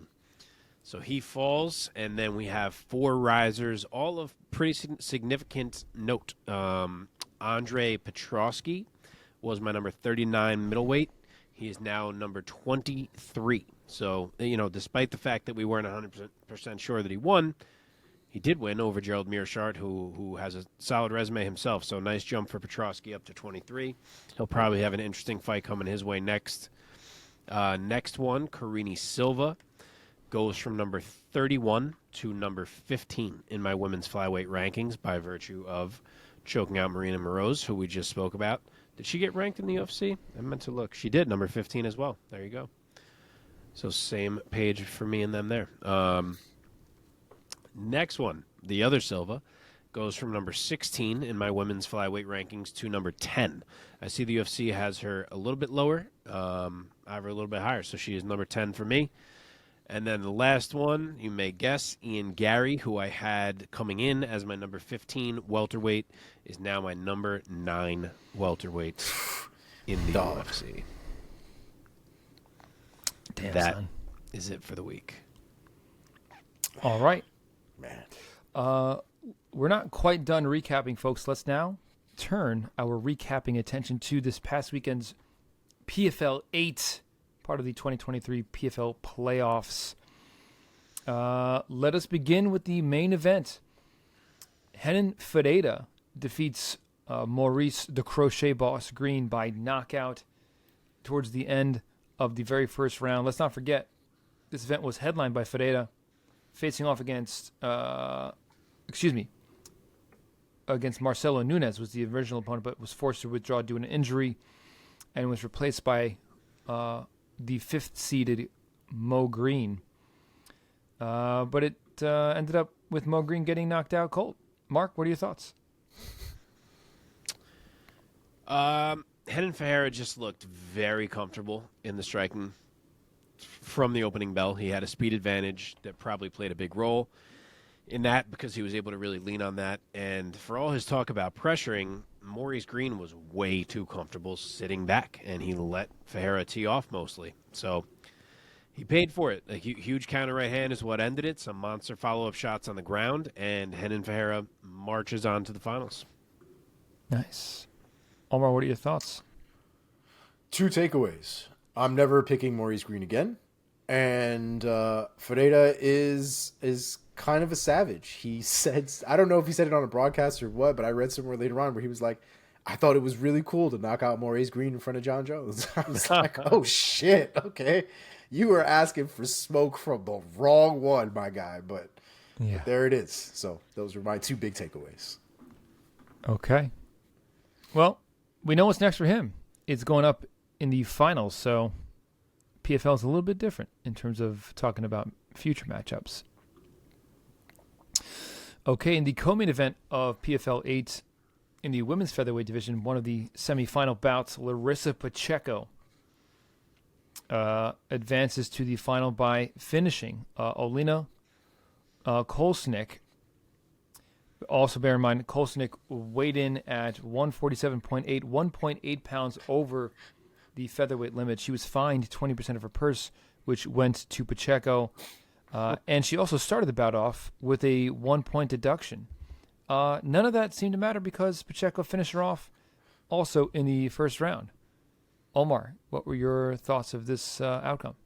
Man, I don't know why they did that to this poor girl. I don't even know why they matched her up with Larissa Pacheco. She got ass beat by this girl twice already. The same way, the same round. And the only thing that happened in this fight is that it happened even faster. I don't know what the thought process was here. Maybe there was some sort of tournament jits that was going on here that paired them up against each other, but I felt bad for her. I felt bad for her from the beginning up until the end. Pacheco did exactly what was expected of her. I don't even feel like it was like a meaningful win to Pacheco. Like, she's done it twice already, and like the craziest thing, and I said this on the when it happened, Pacheco cracked Kolesnyk once in the face, and she was like, nope, and pulled a full Bob Sapp, sat her ass down on the fucking on the canvas, and was like, I'm done. I'm absolutely over it. So I don't know. I wasn't a huge fan of the fight. It seemed like it was going to go in that direction. It did go in that direction. It was what it was. Mark? All right, there's a lot to break down here. No. There was one punch where Kolesnyk said, ow, and another one where she said, where am I? And then a third one where her body was like, okay, that's enough of this. So that was the extent of it. That's all it took. Larissa Pacheco is a monster, as we know. And, Olena Kolesnyk was never going to stand up to what Pacheco brings into the cage. So it was an unfortunate matchup. Kolesnyk has learned now 3 times. And Pacheco seems well on her way to another $1 million at this point, if we're being honest. Acted like this girl didn't learn the first 2 times. Like, she didn't go in there fully knowing she was going to get her ass handed to her. Okay, let's move on. The other half of the men's heavyweight final is now set as Denis Goltsov defeated Jordan Heiderman by round 1 submission via arm triangle choke. Mark, start us off. Heiderman came out aggressive, which I liked. That's generally the best thing you can do in a fight where you're likely going to be outmatched everywhere. But he was just getting jabbed every time he stepped in. Then finally they clinched. Goltsov got the double overs and tripped him to the mat. And then once Goltsov was on top, Heiderman was not going anywhere. Goltsov is heavy. The ground and pound was even heavier. And then he wraps up an arm triangle when he got tired of hitting Heiderman in the face. So dominant performance from Goltsov, and he's going to be a handful for Ferreira in the final. It's a fun heavyweight final. Omar, what were your thoughts? It's a great submission. He put himself in a really good position, kind of being close to the cage, but not stuck against the cage, right? So with that arm triangle, you kind of always want to try to be sort of like, not parallel, but almost perpendicular, I guess is the word, right? You kind of want to be in like an L shape to a certain extent. Usually the cage screws that up for people when they're that close to it, but he got it on the right side, on the correct side, I should say. I guess it was the right side. But anyway, got it on the correct side, got the choke in the right direction. And you could tell that the Heiderman had nowhere to really go and nowhere at that point to really fight off the choke. So beautiful finish, really good performance. There's so much domination from one side to the other in PFL that I feel like a lot of these matches are not well thought out in terms of competitiveness. A lot of people just getting bulldozed. They don't get to make them. Whoever has the points is how it gets matched up. Yeah, it's like a league. That's the format. All right, one more. The women's featherweight final is also set because Marina Akina defeated Amber Liebrock by round 1 submission via armbar. Omar, start us off. Yeah, dude. I mean, it's a beautiful armbar for sure. They got kind of wrapped up in a little bit of a weird situation once the armbar went in there, but Mokhnatina is good at the grappling, man. That's like her thing. And she found a way to get that leverage on that arm and just end up finishing the fight. She did it early. I think, what was it, like 2 minutes that it took? Yes, it was, yeah, it didn't even take her that long to actually get that finish done. So good on Mokhnatina. Really good performance, and she moves on. Mark, finished off. Yeah, this was like clockwork for her. She worked Amber back to the cage, worked for the takedown, set up the armbar step by step, and then finally managed to rip the arm free, and it was a quick tap. So perfectly executed game plan from Mokhnatina, who you knew was not going to mess around on the feet. And she'll get a chance now to spring a huge upset in the final over Larissa Pacheco. Yeah, man. All right, boys, that's it. Let us now turn our attention to the headlines in the world of MMA that don't have to do with the fights. This segment is called Inside the MMA Sphere with Omar Artola. Omar, take it away. Dope. So we got a couple of little stories here, and then we got some fight announcements, and then we will move right along. First on the list here, PFL has now actually signed Savannah Marshall, who is the rival of Clarissa Shields, to a multi-year contract. So it seems like they will be launching the PFL women's division. I think they're going to be putting her on the pay-per-view portion of the PFL. But she is going to be doing MMA. So this is not boxing or anything like that. So my guess is I'm assuming they're trying to set up a fight between Clarissa Shields and Savannah Marshall in MMA, which I guess something tells me they're just going to end up boxing each other with fucking 4-ounce gloves. But yeah, probably. I'm still kind of here for that too, to be honest. I mean, that sounds fun too. Same.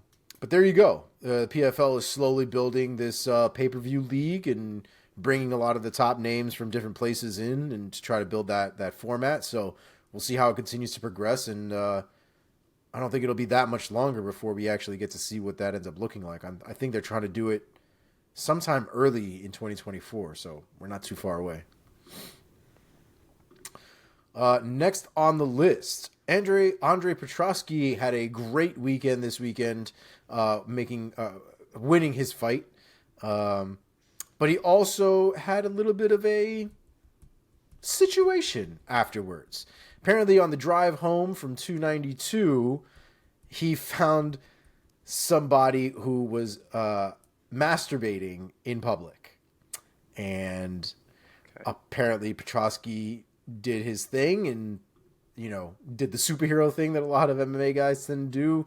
And they got the cops called, they got the guy arrested, and, got rid of a potentially sexual predator in our midst. So good on Andre Petrosky. Yeah. How do you just stumble on a man masturbating? It was in the urinal, apparently. He said he was in his car. Yeah. No, he was driving home, And then yes, you're right. All right. I see how this went. Yes. He was driving home. He must have stopped at some fucking thing somewhere. And there was a guy that was in the bathroom that I guess was like in the urinal staring at people and like jerking off, I guess, in this urinal. Makes significantly more sense now. Yeah. So gross. Really gross. So glad Andre Petrosky was there to put that guy away. And next on the list, I guess is one of the fight announcements, but it came up as a story. Leah McCourt versus Sarah McMahon will be joining the Bellator 300 lineup that consists of folks like Chris Cyborg, Leigh McFarlane. Wow, totally blanking on the gorilla's name. Liz Carmouche. Thank you, Liz Carmouche. Rude. Like I don't know who Liz Carmouche is. So yeah, they'll be joining that little roster of fighters on that card, which is turning out to be a really solid Bellator 300 card so far. So yeah, pretty excited about that. All right, let's get into some fight announcements. Oh, actually, one more that we have here. So Mayra Bueno Silva, off of the fight with Holly Holm, has unfortunately tested positive for a banned substance. Apparently, that is stemming from her ADHD medication. Apparently she's obviously fighting it with USADA and things like that. If you haven't seen, Juliana Pena went off on Mayra Bueno Silva about it. We should put into context that there have been multiple times since the partnership between USADA and the UFC that fighters have gotten punished and suspended for genuine medical treatments that they are having. That they eventually might test positive for some sort of banned substance. Off the top of my head, when I was explaining it to my wife, Chad Mendes came up. He was the first one that came up in my head where he has some of the worst psoriasis I've seen. And he has pictures of it. He has stories about it and his sort of like journey through psoriasis. And it basically looks like his skin is trying to like peel itself off. Like it's the angriest looking skin in the world. And Chad Mendes at one point had steroid creams to combat really bad flare-ups of psoriasis that he would get on his legs and things like that. And I think his arms, his elbows and whatever. The steroid cream he popped for. And he got suspended. I'm pretty sure he got suspended for at least 6 months. It might have been longer than that. But he did get suspended for it. And that was a legitimate medical condition with medical treatment. So I think there were ways that I guess they were saying that he should have gone about it and whatever else. And it's possible that Mayra Bueno Silva has the same issue that she needs to work out as well. But I just don't consider this cheating. You know what I mean? I don't think she was trying to do like anything quote unquote performance enhancing in that specific sense. So hopefully they get this figured out. But as of right now, it doesn't look like she'll be fighting anytime soon. All right, on to some fight announcements here. We've got some good ones. So, Kai Kara France is actually out against his fight with Manel Kape due to an injury. Manel Kape will now be facing Felipe Dos Santos at UFC 293 on September 9th. We couldn't fucking get someone who was relevant in any way? Maybe not in 2 weeks against Manel Kape. Yeah. It's only 2 weeks away, that event? Fuck, that came really fast. Yeah, dude. September 9th is right there, man. Holy shit. Wow, I didn't realize that was that soon. Wow. 26th is this Saturday. The 2nd is next Saturday. And the 9th is the one right after that. Yeah, I thought that event was in late September for some reason. Jeez. Yeah. All right, next we've got a great scrap. Kevin Holland versus Jack Della Maddalena has been added to Noche UFC on September 16th. Then we have Tim Means versus Andre Fialho. That has been added to UFC's Vegas card on September 23rd. Marina Rodriguez versus Michelle Waterson Gomez 2 added to that same card on September 23rd. We also have Daniel Pineda versus Hussein Askabov. That fight has been added to the Vegas card on October 7th. Michelle Pineda has been forced to move up in weight to middleweight. He will be making his middleweight debut against Marc-Andre Barriault. That will be going down at the Vegas card on October 14th. The last card we have information about is the November 4th card, UFC Sao Paulo. Their return to Brazil. This is the first time they've returned to Brazil since before the pandemic, right? I think so. Wow, is that true? Jeez. I think so. I don't think since the maybe even before that. I know definitely not since the pandemic. But this might be their return now to Sao Paulo. So, with that in mind, we're going to start this off here with Angela Hill versus Denise Gomes. That is a scrap if I've ever fucking heard one. Again, that will be going down on November 4th. Adolfo Vieira versus Armin Petrosian. That fight also added to the November 4th card. Elves Brenner back in the mix. For those of you who may not know the name, definitely look it up. He had a fantastic debut in his first fight just a few short months ago. He will be fighting Esteban Ribovics. That will be going down again November 4th. And last on that card, we have Elizu Zaleski dos Santos versus Rinat Fakhretdinov. That will be rounding out that November 4th card. And that is all we have for you this week. Jeez. Baby. I Baby. wanted Zaleski to get a good fight, but fuck, they fed him Rinat. That's a good fucking fight, though. Yeah, that is a good fight. Yeah. Also, there definitely was an event in Brazil. Glover and Jamal Hill was in Brazil. Okay. So that might have been the first one back then since the pandemic. Yeah. Okay. That's it? That's it, baby. All right. Let us now look ahead to this weekend's very nice UFC Fight Night card. UFC Fight Night Holloway versus the Korean Zombie.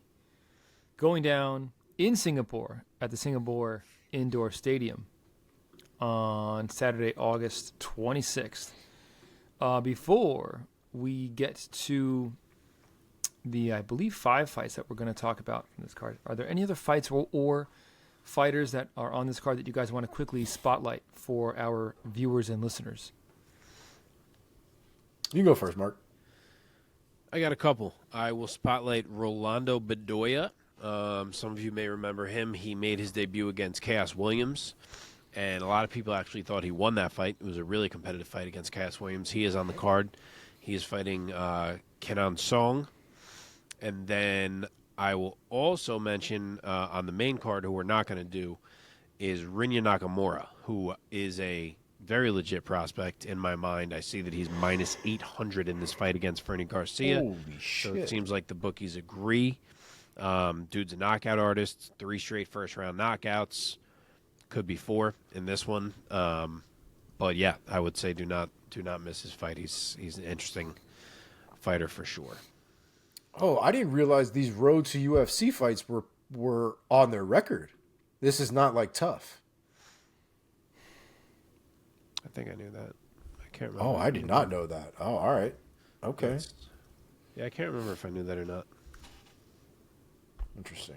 I have a couple of ones to look out for. People that I'm personally going to be looking out for. Sungwoo Choi is opening up the card against Jarno Aarons. I do like Sungwoo Choi. The dude's got some hands for sure. He's got a bad habit of getting hit a little more than he needs to, so sometimes it doesn't always work out for him. But I do enjoy watching Sungwoo Choi fight.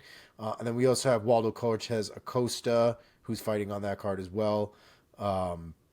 He recently lost against Marcos Rogério de Lima, but before that, put on a couple of decent performances. Nothing necessarily to scream home about, but the man's got a lot of power in his hands, so he's always interesting. And then, of course, we have the Tafa, the older Tafa brother, in Junior Tafa fighting Parker Porter. I enjoy a good Tafa fight. I'm here for it. Hey, man. Isn't Junior the younger Tafa brother? Justin Tafa is the older one. You're right. Right? Yes. Yeah. Yes. I was going to say, Junior looks much younger. They look exactly the same. No, they don't. They look Racist. exactly the same. No, they don't. Racist. Oh, he's only 3 years younger. But yeah, Junior is younger. And no, they don't. Identical. Justin looks much more of like that typical Samoan facial structure. I feel like Junior is more, what's the word I want to say? Like lean. It's not the word I want to say, but more like that. Yeah, he's a little less Mark Hunt in the face, I guess. There you go. That's what I'm going for. You put it perfectly. Okay. Let us first look at this middleweight bout between Chidi Njokuani and Michal Oleksiejczuk So, Chidi Bang Bang Njokuani, the 34-year-old out of Las Vegas, 22-9, 14 knockouts on his record. Very much looking to get back in the win column after back-to-back losses to Hobocop and Albert Jurayev. By the way, Hobocop is just his name now. Mikhail Oleshejuk, the 28-year-old out of Barki, Poland. He is 18-6 with 13 knockouts on his record. Also looking to get back in the win column after losing to Caio Baralho back in April. Mark, start us off. Give us your take and your pick. Sorry, I'm distracted because I was watching the end of Burgos and Collard. These boys are fucking scrapping. It just ended. I think Collard's going to win a decision from what I'm reading, but wow, they fucking scrapped it out. Anyway, back on topic. Chidi Njokuani and Michal Oleshejuk. Basically a pick'em fight. Michal is minus 115. Chidi is minus 105. 3 inches of height and 6 inches of reach on the Chidi Njokuani side. So big size advantages for him. That's a lot. But with that said, Oleshejuk is infinitely comfortable in striking exchanges. And he is a former light heavyweight. He's used to being in there with bigger guys. And he has had very few chances to match up with guys who are just going to be 100% willing to strike with him. And I think that's what Chidi's going to be. If anyone looks to wrestle here, I think it might be Oleshejuk. So I don't know. I'm really torn. Chidi will be equally excited to match up with the true striker, I think. And the size does matter, and Chidi's power is very big. So it's like, at first glance, I want to go him, but I don't know. As much as I love Chidi, I think Oleshejuk's technique may actually be one notch above. I think he can force more phone booth exchanges and slip with more success and find the big shot. So it's going to look dumb if you get this one wrong because one dude's knocking out the other dude, I think, probably. But I'm going to say Oleshejuk, round 2 TKO. Omar. Yeah, I'm still not ready to pick against Njokuani just yet. I know he's had a little bit of a rough go in the last couple fights. The Garry, the Hobocop fight, I feel like things like that are going to happen against guys like that, especially when you're striking against them. The Jurayev one I thought was a little rough for him, especially there was a lot of ground control in that fight. But I do think that Oleshejuk is. I don't think he's there. I don't think that he's somebody that is unbeatable against somebody like Njokuani. So I think if Njokuani finds the chin, I think he'll be able to put him out. This is fully knowing that Oleshejuk has only been knocked out once in his career, but I think Njokuani has the striking acumen to get it done. So I'm gonna go with Njokuani here, second round KO. I gotta go with my guy Chidi Njokuani. I mean, Oleshejuk has proven to be a very, very dangerous striker in his own right. But this is more of a fan pick here, guys. I'm going Chidi. I'll say round 1 knockout. Okay, I'm very excited about this one. In fact, I'm sitting up in my chair to talk about this fight. In the women's flyweight division, Erin Blanchfield is stepping up to face Taila Santos, I was about to say the biggest fight of her career, but she did just beat Jessica Andrade. But a huge, huge fight against the cracker in Taila Santos.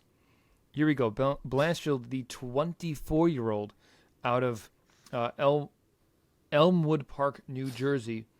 She's 11-1 as a pro, 2 knockouts and 4 submissions. She's riding a 8-fight win streak coming into this Saturday night. Most recently, like I said, defeating the great Jessica Andrade by submission in round 2 back in February. This time, she will be squaring off against a different Brazilian, Taila Santos, the 30-year-old out of Brazil, 19-2 as a pro, with 10 knockouts and another 3 subs added to that. Very badly looking to get right back in the win column after losing her title shot against the great Valentina Shevchenko back in June of last year. Omar, start us off this time. Give us your take and your pick of Blanchfield versus Santos. Santos is one of these fighters, man, that is very good technically, right? You watch the way that she fights, and she's very, very, very comfortable on the feet. She's also very comfortable on the ground as well. feel like I keep not giving Blanchfield the benefit of the doubt, and I don't think I'm going to do that in this fight. Blanchfield, I think, has time and time again proved that she's better than what I keep giving her credit for, and I think the Andrade fight is one of those fights that I can't just ignore, right? I think up until that point, the names that she had fought hadn't really given me the confidence that she could take on the elite of the elite. But the fact that she beat Jessica Andrade, combined with the way that she beat Jessica Andrade, gives me way more confidence at this point. So I do think that she could hang with them. I do think that she's on her way to a title shot, and I think she's got to step through Talia Santos to do it, and I think she will. I'm going to go second round submission. For Blanchfield. Okay. Mark? So pretty close odds here. Blanchfield is favored at -150. Talia Santos is +125 as the underdog. 2 inches of height for Santos. The reach is the same. And yeah, this pick is not hard for me. Talia Santos, as much as she gave Valentina Shevchenko a tough fight, she's just not someone who I've ever gone all in on. I think she is a top 10 level fighter who has kind of tricked people into thinking she's a title contender, and I just don't think that she is. I understand that sounds a bit harsh. Maybe I'm going to get yelled at in the comments by Brazilian Santos fans. But on the flip side of that, I could not possibly be more impressed with Erin Blanchfield. I think she is going to be better everywhere this fight goes. Her striking is continually improving, and I think that both her wrestling and grappling are a level above that of Taila Santos. I think she wins this fight without a ton of trouble. I will take Erin Blanchfield. I'm very tempted to do it by finish. I know Omar just did, but Taila has never been finished. In fact, her only 2 losses are both by split decision. But I will say this is her first very clear loss. I think it is Erin Blanchfield by a clear UD. I was just going to make the point that there are only 3 total losses between these 2 women, and all 3 of those losses are split decision losses. So neither of these ladies has ever been beaten soundly. That being said, I'm going to piggyback off of the great points that both of you guys have made. I think that the technique and the striking, especially of Erin Blanchfield, is cleaner and better than that of Taila Santos. I think it'll be the most interesting aspect for me is that Santos possesses quite a bit of strength for 125 pounds. And that is something that Blanchfield has seemingly had the advantage over a number of her opponents, especially in grappling. So it'll be interesting to see Blanchfield against an opponent who could have a strength edge on her. That being said, I'm going to say that technique wins the day here with Erin Blanchfield, and I'm going to say she wins decision, and I'm going to say it's going to be a unanimous decision for Erin Blanchfield. We are unanimous for the Jersey girl. We are.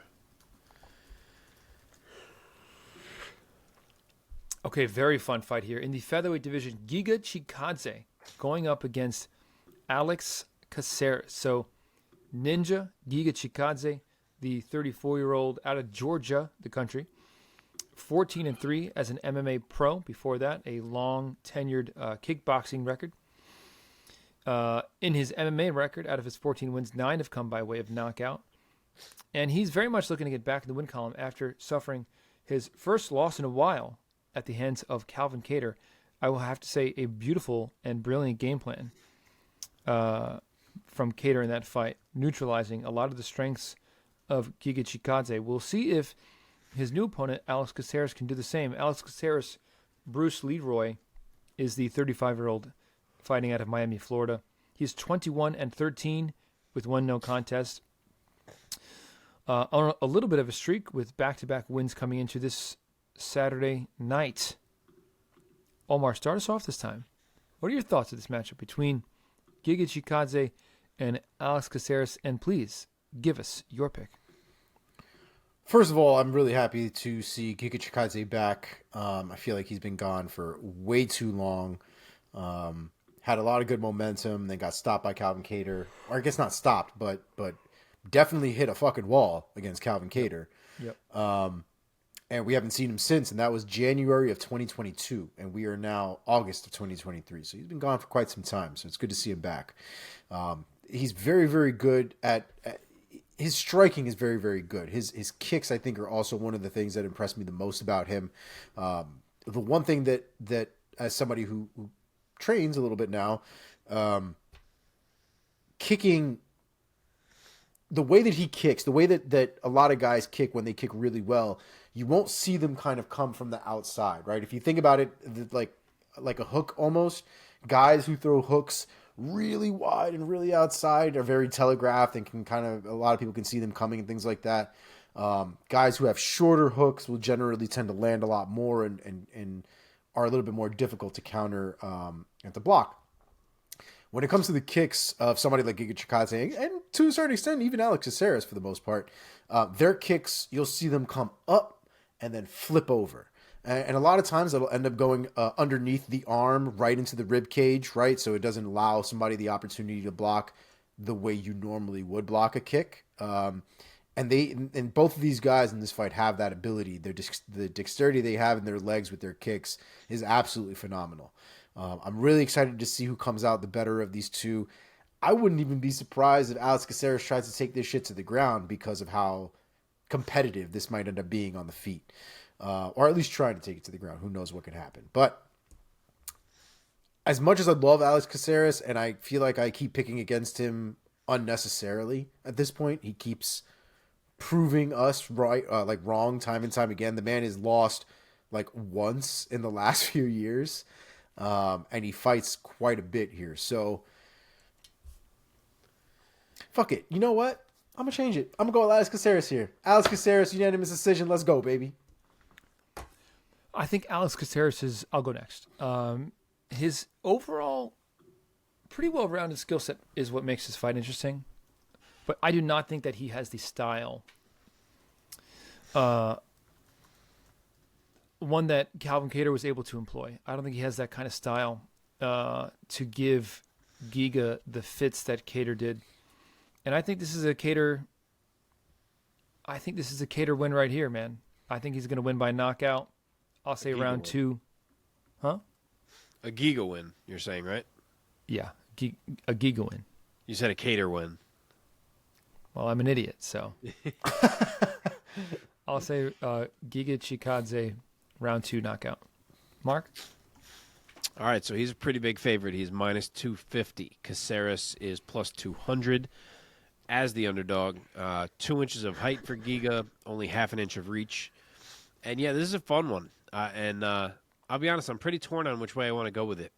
I think Giga is certainly the guy who can rise to higher ranks in this division. But in this particular matchup, Caceres may be just enough of a high-level striker to hang with Giga while he needs to in order to find a way to wrap him up at some point or take a back or who knows what and change the fight. And if Caceres can get into a grappling situation with Chikadze, he's slick as fuck, and he may be able to get Giga out of there. Now, granted, we haven't seen Giga in ages. You would hope that he's working nonstop on the wrestling and the grappling and all that. So maybe we see a lot of improvement there.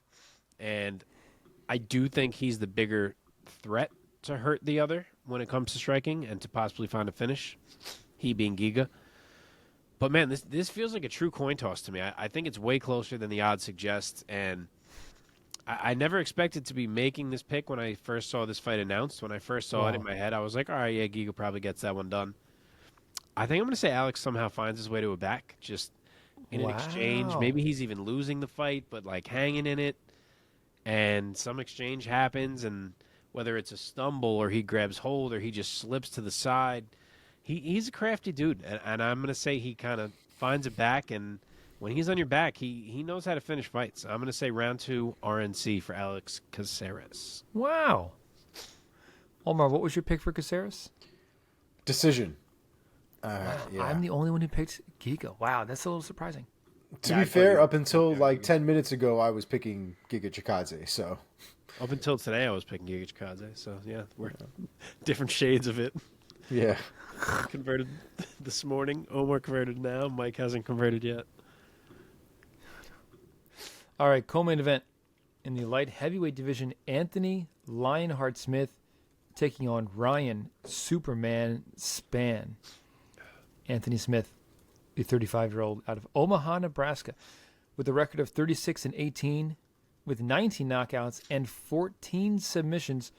Only 2 of his victories have gone the distance. He is looking very much to get back in the win column after losing back-to-back fights to Magomed Ankalaev and Johnny Walker. Most recently, Johnny Walker back in May of this year. Ryan Spann, his opponent, is the 31-year-old out of Beaumont, Texas, with a record of 21 wins and 8 defeats, with 12 submission victories and another 6 knockout victories on his record. Also looking to get back in the win column after losing to Nikita Krylov back in March of this year. Mark, start us off this time. Give us your take and your pick of this light heavyweight matchup that is sure to feature some fireworks. So another fight on this card that has close odds. Ryan Spann is favored despite losing the first matchup between the two. He is minus 130. Anthony Smith is plus 110. 1 inch of height and 5.5 inches of reach for Ryan Spann, which is a lot. It's not like Smith is a guy with a short reach, but Spann is just a long dude. It's only been 2 years since the first fight, where Anthony Smith basically ran over Ryan Spann without much trouble. But Smith is 0-2 since then. Spann's 2-1. I guess it's not crazy that we're doing this again already. It does feel a little bit forced to me. And I get it, like Smith didn't look great against Walker. Spann has shown signs of being super dangerous. So, all right, I guess we run this thing back. But to me, unless Smith has truly fallen off, I just don't think Spann has advanced to a point where he is beating guys who are this well-rounded. And I guess it's possible that Anthony Smith is done. Like, I'm not going to rule it out completely, but I got to see more before I assume that. And I just think he should be able to hang on the feet. He's notoriously hard to finish, even if he gets hit early. And after Spann's like initial burst of his hot 3 to 5 minutes, I just think Smith kind of takes his fight over. He's still the stronger grappler. He's still the one who's a sub threat. I mean, Spann is too, but not. I don't think Spann's tapping Anthony Smith. And I think Smith is going to tap him again. If Smith sees the end of the first round, I just think this swings pretty far in his favor. So I'm going to say Anthony Smith, round 2 submission. Yeah, I agree. I think this fight is one made for Anthony Smith to get back in the win column. And I agree. I think Ryan Spann has great power. I mean, he just finished the guy with a jab. That being said, I see Anthony Smith weathering any kind of storm that Spann could throw at him. For some reason, I don't see him getting finished in the first round. And yeah, I like that. I like that pick as well. I think Anthony Smith is going to finish him again. I'll say third round submission this time. Omar? I'm having a real problem with this one, right? Because I like Ryan Spann a lot, but I think you're also right that Anthony Smith, I think, is probably still just a level above. Even when you do like MMA math, Ryan Spann still falls a bit short here. So as much as I like Ryan Spann, I've believed in him before. I've picked him a number of times. I think I will take the safer pick here, and I think I'm going to go Anthony Smith here. But I think I'm just going to do it by decision. I don't know if he finishes him this time, but I do think he'll be able to finish him. He'll be able to fight through 3 rounds with him as well. So Anthony Smith, unanimous decision. Okay, main event time. Featherweight division, Max Bless Holloway taking on Chan Sung Jung, the Korean Zombie. Max Holloway really needing no introduction. He's a 31-year-old out of Hawaii, 24-7, 10 knockouts, 2 subs. Most recently scored a UD over the very tough rising Arnold Allen back in April. Former UFC featherweight champion, obviously. Chan Sung Jung, the Korean Zombie, 36 years old, out of South Korea. Record stands at 17-7 with 14 finishes, 8 of them submissions.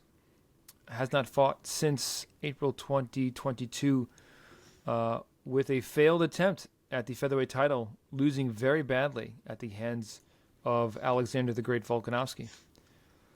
Mark, start us off. Give us the odds your take, and your pick. The odds are not close for this one. Max Holloway is minus 800. TKZ is plus 550 on the other end. 4 inches of height for Max, but it is a 3-inch reach for Chan Sung Jung. 3-inch reach advantage. Excuse me. He doesn't just have 3 inches of reach. That would be absurd. I am going to say this first to start.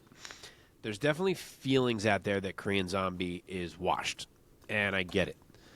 But I will say, if we just take a quick look back at his last, I used 6 fights here, starting from the Yair fight.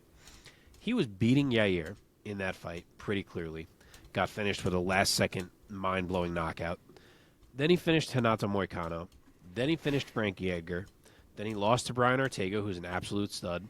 Then he rebounded by beating Dan Ige. And then he lost to Volk, who everyone loses to. So, as much as I don't think he's going to win a title right now, I don't know that washed is the appropriate way to be viewing Chan Sung Jung. He hasn't even lost 2 in a row. So, you know, just wanted to put that out there. But with that aside, I do not think he can beat Max Holloway. Yes, we've established that Max isn't Volk and that he has finally been surpassed as the class of this division, but Max is still Max, and to this point, he's been better than everyone else on the planet that weighs 145 pounds. And I don't think Zombie's the guy to change that. I think Max is faster. I think his footwork is better. I think his angles are better. His hands are more crispy, and I don't see what Zombie has to offer Max that he won't be ready for. As crazy as Zombie can be, he's a little bit more of a straightforward fighter. It's not like he's going to be showing Max angles that he hasn't seen before or presenting new things to him. You know, we know what Zombie is, and I think Max knows what he is. And I think he puts it on him as the fight goes on. I'm debating whether I think it's like a 4th or 5th round finish as damage accumulates, or if it's just a clear decision. But I think I'm going to say it's like really similar to the Volk one. Like another one of those where, you know, Zombie's not quitting, but the ref is kind of like, he's really getting beaten up now. And I think it's going to kind of happen again the same way. I'll say Holloway late 4th round TKO just via accumulation. Okay, Omar. You guys already know, bro. You already know. I hate this fight. I hate it so much. I love Chan Sung Jung.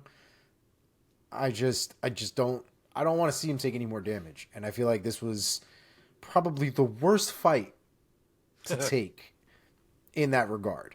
I also... Did you hear his team was against it? Not to cut you off. I'm fucking... Anybody with half a brain would be against this shit, His man. whole team was like, no, dude, let's get someone else. And he had to be like, this is who I'm fighting.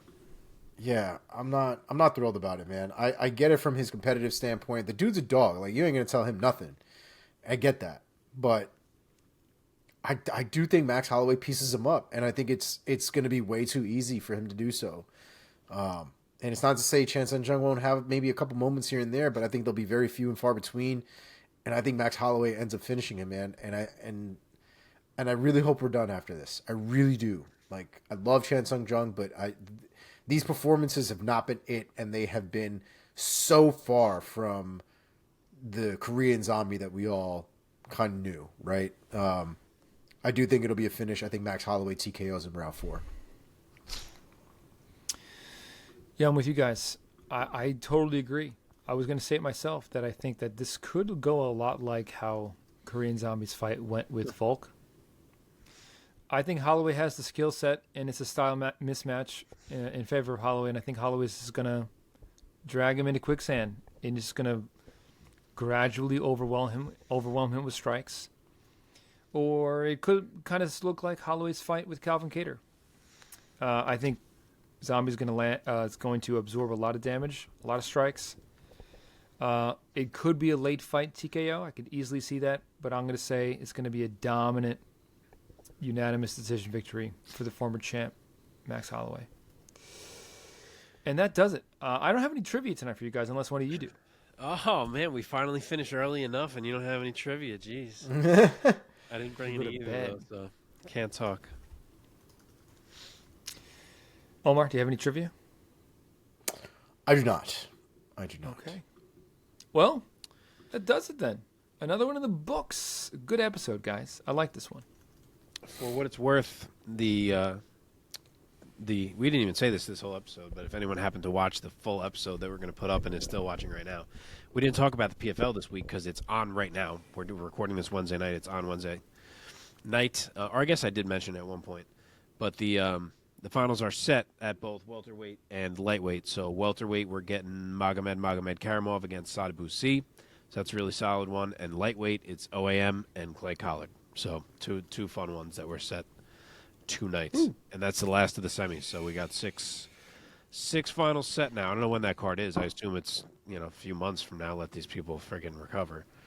But yeah, all the finals are set. All right, boys. Well, hey, folks, enjoyed the fights UFC Fight Night this weekend. And we will reconvene next week and talk about those fights and more anon. Going to bed early today. Dope. Let's do it. I'm excited. I got to make Look at me thumbnails. with the nap and everything. I was ready. Yeah. Let's go. So jealous. Big improvement from last week. Big improvement. All right, Yeah, folks. right? See you next week. Peace. Peace.